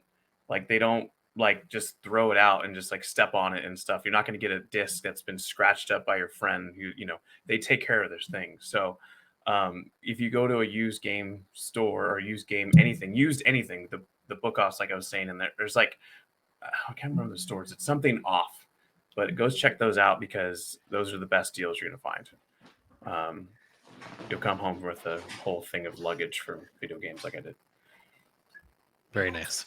Yeah. And then, oh yeah, so Chrono Trigger, going to that, like Chrono Cross, I like the music. I don't know how to say more, but like those were the games where like you had to stop and just listen to the music like you were talking about earlier, Frenchie, of just like you would go to certain areas just to hear a track. You know what I mean? Yeah. Same thing. Like that, it honestly opened up my music appreciation mind for like in video games. You know what I mean? Like all this orchestral stuff that I was like, I'm gonna listen to Offspring and Nirvana. You know, this was like this kind of new part of my brain. I'm like, why is this so good? Why is this so intriguing? Yeah. So I don't know. You didn't play? Did you beat Chrono Trigger, Frenchie? That's one of the games that I never played. Oh, yeah, it's a blind spot for me. I didn't. Well, the I thing feel is that I didn't have an SNES. dude. Hello, we should do it. Frenchie, you and I should play that. We should have a conversation about it. Cool. Real quick before I let you continue, Frenchie, is it weird that I beat Chrono Cross and didn't beat Chrono Trigger? I mean, they're not like if you look at the story, I know that they're not related. Not at all. Not at all. No, it's like more of a spirit. It's got the Chrono name, and that's really it. But yeah, it's kind of weird because I beat that one, which I kind of like. But I guess the remake was, or like the re-release or whatever, was pretty shit. It's okay. So anyway, yeah. What happened, Frenchie? Why didn't you play Chrono Trigger? I didn't have a SNES growing up. I was a Sega Genesis kid, so I missed out on a lot of things. The best version's the DS version. You guys got to play it on the DS of Chrono Trigger. Yeah.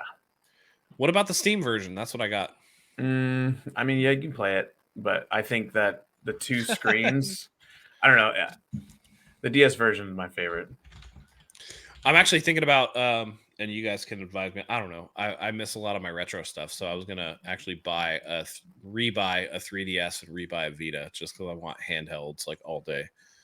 I think I might do that.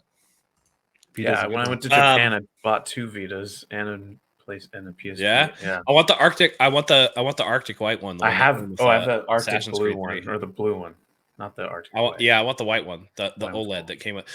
Dude, isn't it so crazy that the original Vita was an OLED screen way back in 2012? I know. That's so wild, dude. OG, so crazy. Man. I know. OG, love it. Yeah, like those. I feel like that's been a huge blind spot for me, and I feel like we should play that. Like you said, the Akira Toriyama art is just fantastic. You have to play it because of Akira Toriyama, like RIP. You know what I'm saying? Yeah, definitely. All right. Let's go to your number 2. It's up. It looks like it's up to me. Number 2. So, for my number 2, would you kindly sit up and pay attention to what I'm about to say to you? Because I want to talk about not just a game that influenced me, but that in every aspect hit a note that I didn't know that I was looking to be played for me at that time. And that is BioShock. The original BioShock. Just immediately, you start the game, you're sitting on a plane, you crash in the ocean. You swim to this lighthouse and, you see this just gargantuan statue, that speaks of the power of man and, his domain and his ability to be free. And you go down to the bottom and, you get to this little capsule thing and you start going underneath the ocean. You don't know what you're going to find there. And then all of a sudden you see it in front of you. You see Rapture. You see this immense monument to what video game environments can be. And this to me is one of the most immersive environments in video game history. This was the first time that I can remember that the place that you were playing was almost like a character in the game. Every part of it meticulously detailed. Everything had a purpose. Ken Levine made a masterpiece right off rip. I mean, I remember everything from going to buy things out of a vending machine and hearing for the first time, it's the circus of value, and all that stuff. Just everything was so dope. The way that they did the audio logs to give you stories so that you could move around and you weren't stuck in a screen reading a bunch of lore, which, it's not bad or whatever. But for the time period, it made sense too. And you see this Art Deco style and you see this, this, hey, let's pull yourself up by your bootstraps. And this is what we're not going to listen to these people. We're going to make it on our own. And you see the decay of that idea and you see the twisted nature of ideology. And it's one of the best first person games that I've ever played. And there's multiple ways to play it. And I don't know if you guys ever saved or harvested those little sisters. I always saved them. It just the whole way through. And then, you have the narrative and the twists and turns through the narrative, all the environments. BioShock to me is one of the best games that I've ever played. It's certainly one of the most influential. And I gotta say, I let somebody terrible do this. This is a personal story. I had an ex-girlfriend. It's that goth thing that I was talking about, right? And she wanted to be a tattoo artist, so I got her a tattoo gun. And of course, I was her guinea pig. But I did actually here, before I got this covered up, I did have a tattoo of a little sister right here. It wasn't great. Oh, that's cool. But BioShock is the only game I've ever let touch my skin. It hit home for me in such a way that I really enjoy. And I will go back and visit that game every now and again. And it's still just as impactful today as it always has been. Love that game. What do you guys think? That game had great atmosphere. That was the one thing that kind of kept me engaged. The first time you see I forget what they're called. When you see the shadows crawling across the top, and you're like, "What the fuck is happening?" Oh, like the splicers. Splicer. Splicer. Yeah, they were creepy, and mechanically, it wasn't like a really responsive 60 FPS, first person shooting game. So you felt a little vulnerable, and that kind of played to its strengths. And anytime you saw a Big Daddy, you kind of felt a little scared because you weren't sure if you're going to survive it. Until you got the right plasmids, and then you were like, okay, I got you now, buddy. Oh, for sure. Just shock them, freeze them, go to town. But the environment was it's still pretty unique to this day. Like I don't know of any other game that kind of had that setting. I'm more of an Infinite guy, but I got to give props where it's due. I think BioShock's a great choice. Yeah, I love all three BioShocks. I think 2 is the weakest. Infinite definitely the better of the sequels. And then the Burial at Sea DLC is just amazing because you go back to Rapture at a time where it was actually, it gives you a little bit of hindsight because you see Rapture at its peak, at its height, when everything is working and going well and all this stuff. And it's just like to have the memory of what Rapture was when you first see it, and then you see like what it was at its heyday. It's just like, this went to shit real quick. Yeah. So yeah, definitely one of mine. Tori, did you play BioShock? Yeah, I didn't finish it though. Oh, boys. Oh my God, another headstone for the graveyard. I feel like this is going to be a very common refrain here. It's going to be but I didn't finish it. Common theme. It's good. It's a good game. Okay, well, hold on. System Shock Remaster's coming out. Or did it come out already? It's coming out soon. Yeah. It's coming out. Is it System Shock or System Shock 2? Because I think it's the first one, System Shock. Okay. Yeah, System Shock's the first one they made. Oh, speaking of Ken Levine, I guess there was a 1 hour interview that was released today. Oh, really? Did you happen to catch of Judas? Oh my god, no! But Judas has me so excited, dude. Yeah, That game looks amazing to me, and I'm gonna play the shit out of it when it comes yeah, out. you should definitely check it out. It's Jeff Keighley with Ken Levine and Oh, Ryan okay. McCaffrey of Dang. IGN. Oh, okay. Okay. Yeah, they sit down on the table for an hour and they just talk about Judas. So Nice. Very cool. Very cool. All right, Frenchie, we've hit it. We've made it through 5, 4, 3, 2. This is gonna be your number one game for you of all time. What do you got for us, man? oh my god, it's such a boring, obvious choice. But my favorite game still of all time is Final Fantasy VII. Wow. I know you already talked about it. We both already talked about it, but it hit the right notes in every department. Graphically at the time, it was amazing, even though they had blocky characters. Wait. This dude shits on Final Fantasy VII is baby's first Final Fantasy. That's what the people like it. Are you saying that this was your first Final Fantasy? It was. It popped my cherry. There you So go. yeah, this basically led me to play Wild Arms and Saga Frontier and Brave Fencer I want to Musashi. play Wild and, Arms. It's on the store. It was $10. I feel like I should play it. Is Wild Arms worth it? It's a pretty damn good game. I haven't. I've only beat it once. I don't really remember too much about it, but at the time, it was a pretty fun game. The All third right. one's Brave really Fencer good on Musashi, PS2. that's a game I haven't heard in a long time. Oh yeah, I know That's those are old like school SquareSoft. those weren't blockbusters, but I still enjoyed them. Nice. But yeah, going back to FF7, I thought the gameplay was new to me. Like I haven't played an RPG before that, so just tinkering around with the materia, which I still think to this day is the best battle system, like combat system for Agreed. There's just so much versatility you can do with it, and a lot of builds you can make. You can get OP really quickly, and that's something I appreciate with the remakes. Remake and rebirth, like you if you put the time in, you can get your characters to be extremely powerful. I'll talk about rebirth later. I have a lot of good things to say about it. I know I shit on it a couple times, but overall it's still phenomenal game. Back to FF7. The music still hits me hard. The characters, I feel like it's the best cast out of all the series, at least of what I've played. I didn't play a lot of the early FF7 games or the FF games. I'm actually going to a concert, orchestra concert in I think this summer to listen Distant to Worlds? Is it Distant Worlds? I believe it is Distant World. It's basically going to be the Rebirth. Oh, the Rebirth one. Yeah, the I saw Rebirth that concert. Yeah. advertised. That's going to be wonderful. Oh That's hell gonna be yeah! great. The music is untouchable. It's just so good.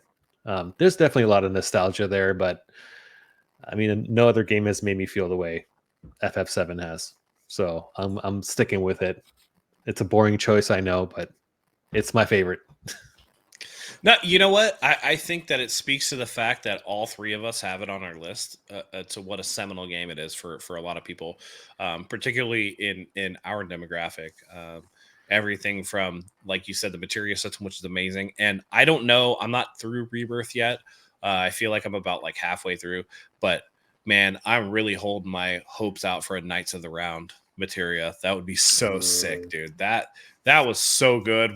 If you got Knights of the Round and you got freaking Omni Mime. Slash and yeah, dude. There were ways to. I mean, I remember when doing like 9999 damage, dude. Like there was ways to really get crazy on it.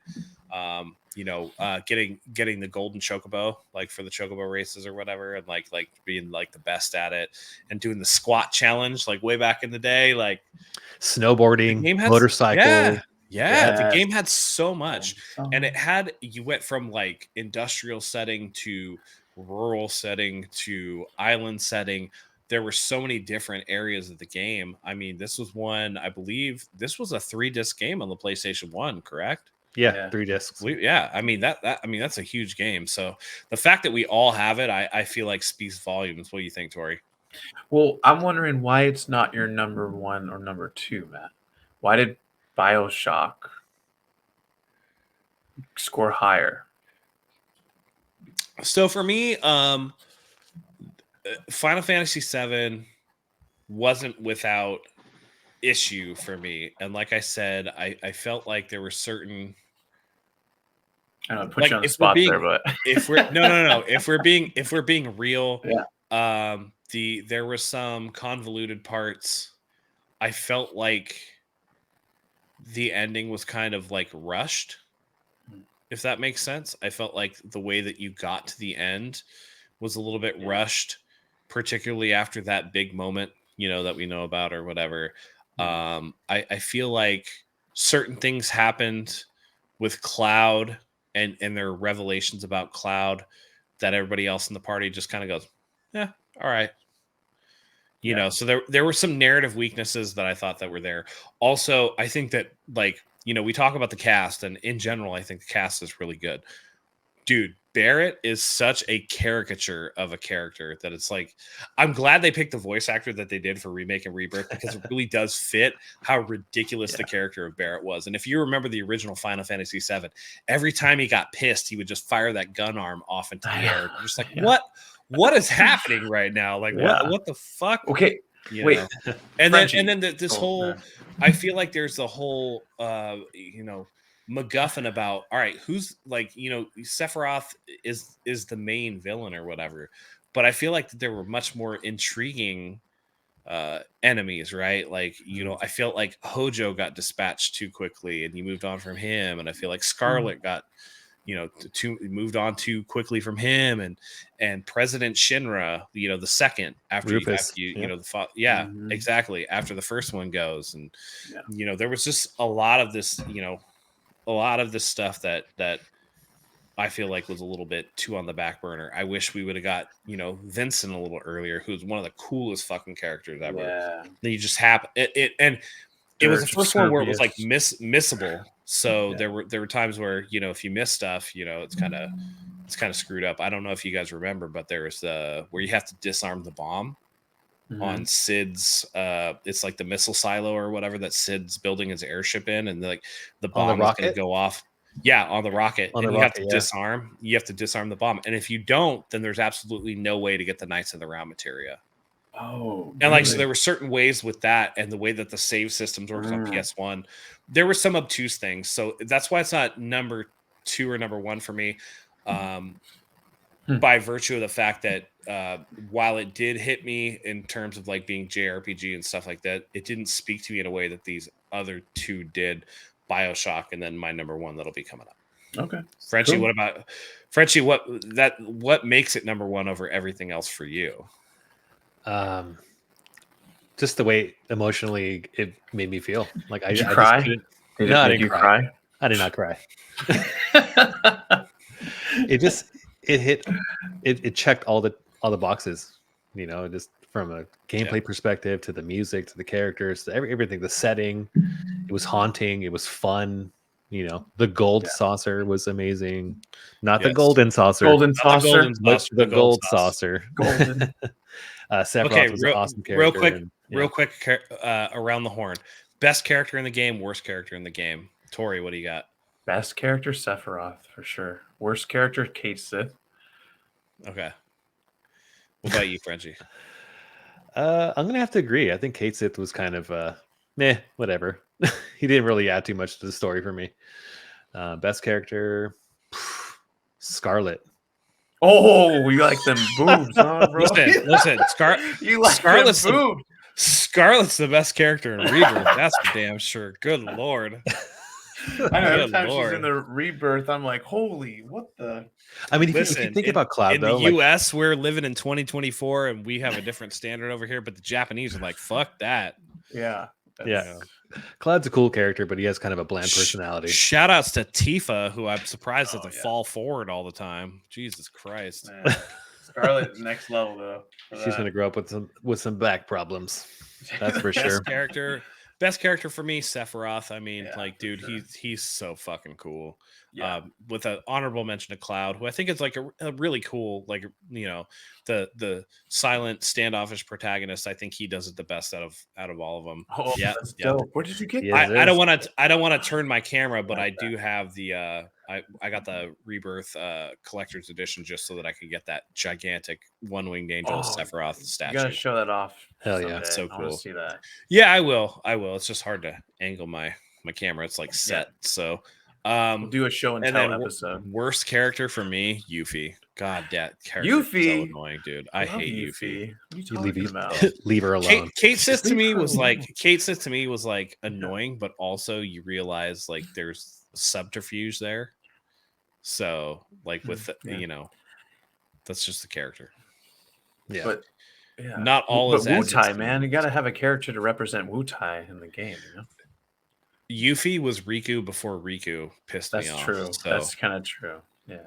It's the trope of like the annoying little sister character that I don't enjoy in really any game. I know it's anime. I know it's an anime trope. It is. But I would rather watch Barrett fire his gun arm off all day than listen to Yuffie. Like, do they ever explain why Barrett has a gun arm? Play Rebirth more. Thank you. That's all I wanted to know. I can't wait till you guys finish it. I cannot wait. Bro, we're gonna have a good time. We're gonna have King's Blood. I can't stop. Or Queen's Blood. Torrey Pines. Torrey Pines. We are now to your number one. Please tell us what's near to your heart. Oh my gosh! Come on, you doesn't spoil it like that. I was gonna play you the music. I was gonna play you my music box, but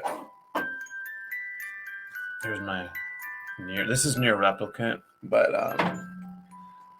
I got this one too. Near Automata music box. And this song is in the Near Automata.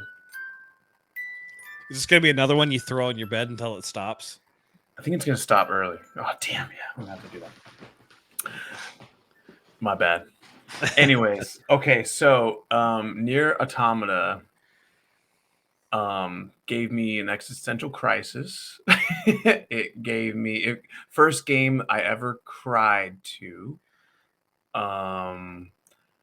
Huge Yoko Taro fan. I went to the concert in LA, the last one they had. I forget how many months ago was that. But the music, Emmy Evans, her voice, like as a vocalist, she's like one of my favorite vocalists of all time. First RPG game where I literally would walk into a new environment and one of the songs would come on. I'd just sit there and just with headphones on, just close my eyes and just listen. So Yoko Taro, well, I'm sorry, not the guy who's made the music, Emmy Evans, like you find out later that like the lyrics, she made all of them. So she made up a language, I'm not sure if you guys knew that, but they like made up a language so that it's a combination of like all the languages on Earth. Because the whole, idea of the game with androids coming back to Earth to fight the machines to take it over so humanity can take over again.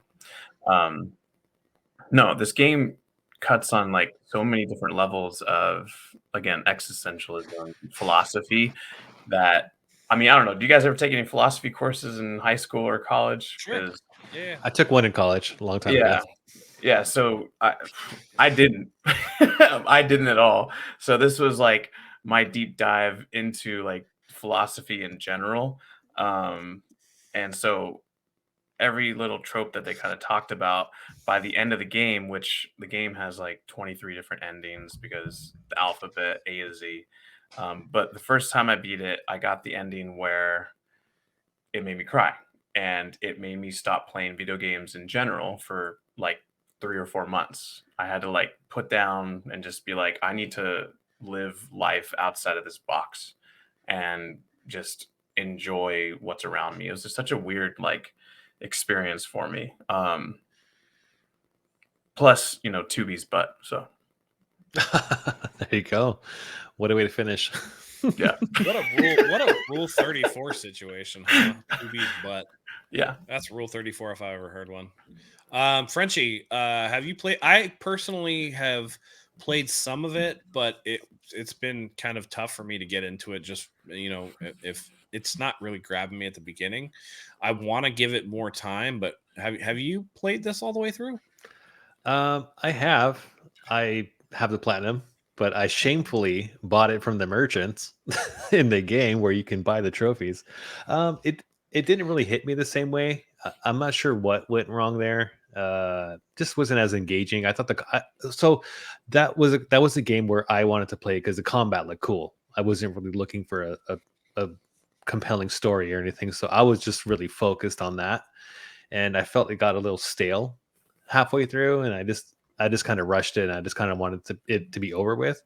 But it seems like Torrey just really grasped and understood the story much more than I did, and was really in it for that. I think that's kind of what made it a top tier game for him. But yeah, it was fine for me. Now, I know, Torrey, you said that you've beaten it multiple times, and I think I asked you this, but if you would have got the second or third ending that you beat it with rather than the first, do you think it would have been less impactful for you? Oh yeah, 100%. The ending that I got, I don't even know what ending it is, honestly. I can't remember. But the one that I got, it's something that I've never experienced in video game, like ever, like any kind of experience. And it was just this idea of, I don't want to spoil it, but this idea of unity and like community and just how we're all connected, man, and how we're all just, here on this planet and we're all here to help each other. And the idea that, this is what we're put on this planet to do is just help each other. And it was great. Nice. Yeah. Spoken like a true fucking surfer pothead. Absolutely. I don't smoke, bro. No, I'm kidding. Yeah, I mean, listen, Near Automata is many people's is very, near and dear to many people's hearts. So I fully embrace that for you and allow that. So Well, I one guess other thing, Stellar Blades coming out, and I don't know if you guys saw those jiggle physics, but 2B's butt. Got it. Yeah. Sorry, just have to bring it back to that. No, you're good. They just posted that. It was crazy.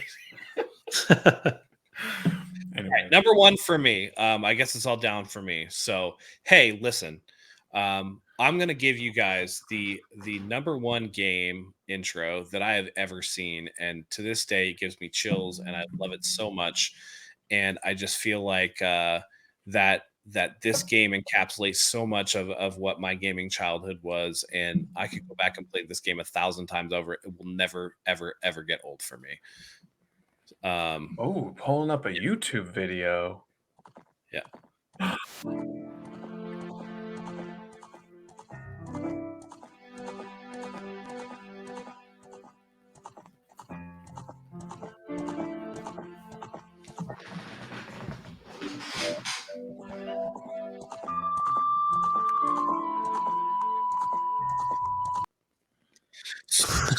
So for me, Legend of Zelda Ocarina of Time, I just vibe with that game so much.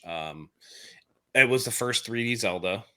I had been with Zelda. I played the original. I still have a copy of the Gold Leaf original Legend of Zelda. Legend of Zelda: The Adventures of Link, which was a weird one. And then you get into Legend of Zelda: Link to the Past. This one though just hit different. It was the duality of being a child as Link, which was not super clear in the other ones, right? Because you're this more chibi character. Very pixelated in the first one. The second one, you were very clearly like more of an adult character. Link to the Past, it's not really known, and you do light dark world. This one was like, listen, you're part of the Kokiri, you're in the forest, you don't quite fit in. Something's different about you. You don't quite know what it is. But you're going to go exploring the world anyway, and you start at the Deku tree and you move on from there. The characters that you meet, the songs that are played, the music that goes on, the locales that you visit, very much in the spirit of what Zelda was meant to be. It's why I don't put it... For as much as I love Tears of the Kingdom, I didn't like Breath of the Wild. And one of the things that I don't like about these newer games is that I feel like they are big for the purpose of being big. But to me, that's not Zelda. To me, Zelda is a game that's built around dungeons and, you know, areas, and it's not necessarily about the open world, but it is about your travels in a certain way. This is a much more tight, concise adventure. It's the first time that we see Ganondorf not depicted as like the giant pig Ganon or whatever. There's actually some development to the character, and I feel like that's a big step forward. It's about, you know, kind of like star-crossed lovers or friends in Link and Zelda. And then you go on from there, and I feel like it just added so much lore to what Zelda was, with, you know, the Master Sword being something more than just this sword that's like the best sword in the game. This was something that actually had meaning, it had value, it had a place in the lore itself. You know, from the cool characters like the Zora to the Gorons, and everything in between. I just felt like this was like such a good game, and the soundtrack is amazing. All of the songs that you play on the ocarina are amazing. It gives you the best song in Zelda history, which is the Gerudo Valley theme. That's like the best song in Zelda history. That song is so good, dude. Good. So good. I just, you know, I would play the Water Temple in its original form a million times over. I don't even care. This game is so fantastic, and the design is so good, and it's really was the jumping off point for everybody being like, oh dude, we want an entire game with this like realistic Link. Because when you become adult Link and you know, you do that whole thing, it's so cool. By the way, one of the only Zelda games, it might be the only Zelda game, I'd have to go back and look at Majora's Mask, where Link is actually swings his sword left-handed. Oh yeah. So wait, wasn't that in the Wii Skyward Sword? I think Twilight Princess, they moved it back to the right hand side. There's something about that in the Wii. I can't remember.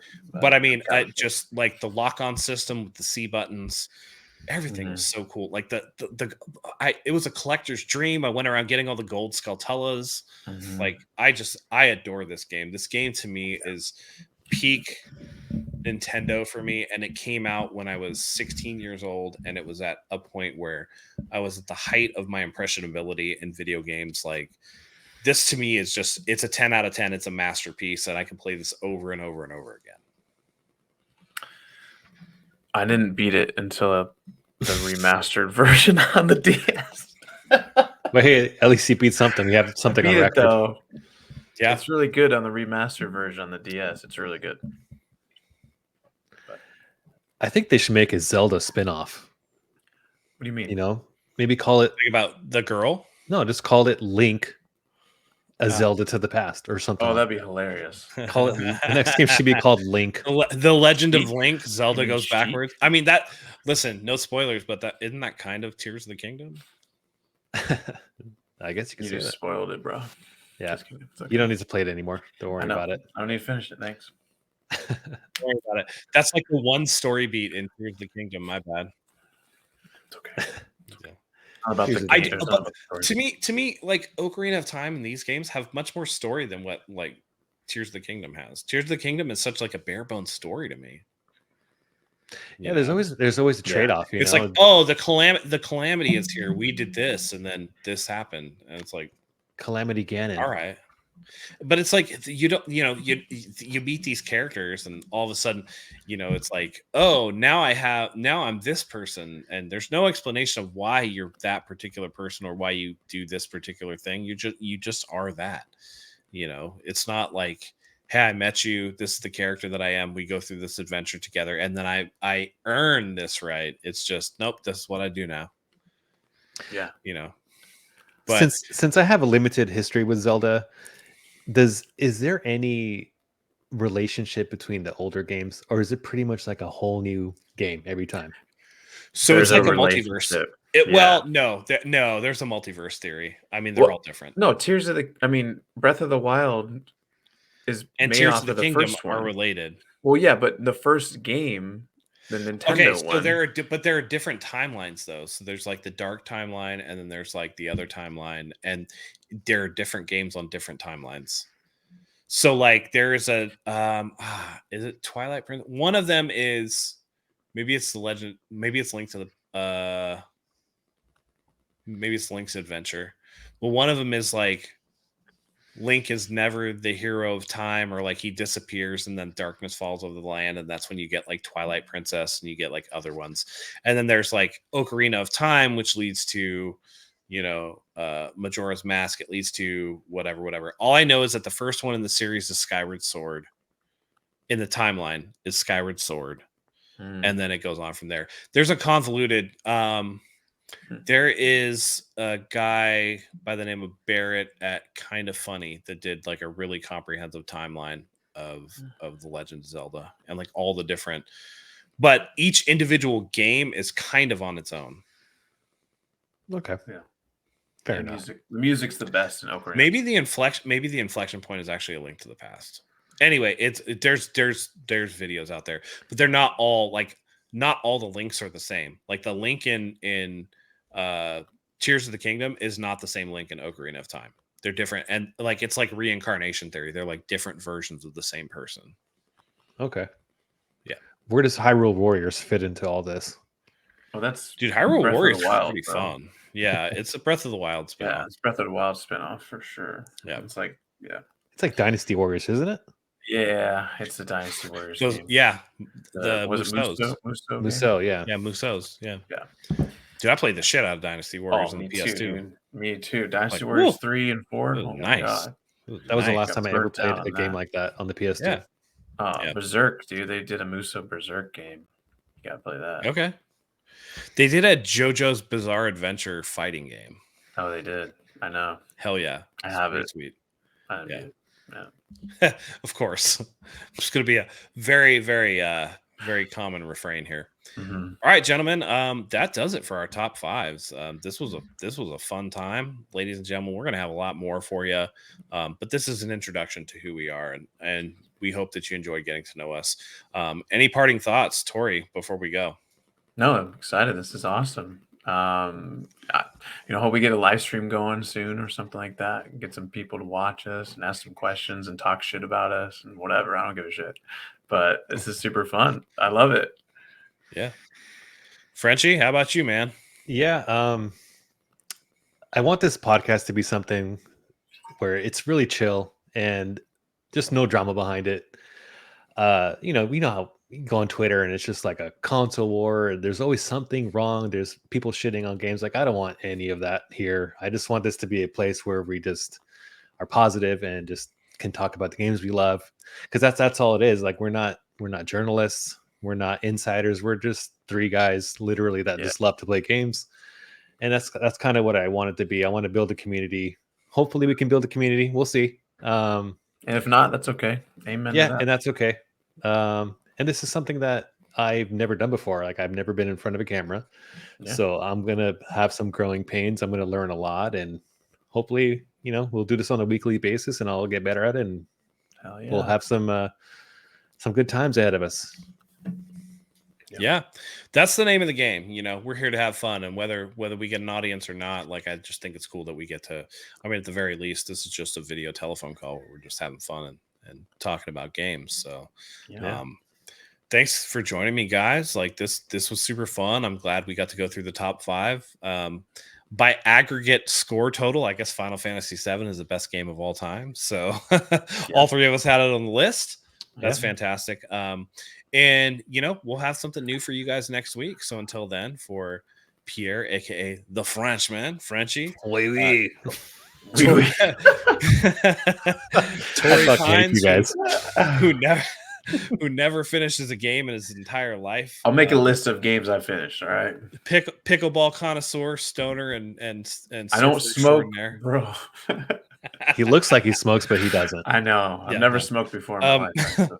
No, for the boys, for myself, we want to thank you guys as always for joining us for this is the very inaugural episode. We hope you'll come back. Thank you for hopping on the carousel, taking a merry-go-round ride here on the Pixel Playground. So until next time, for Torrey, for Frenchie, and myself, See ya.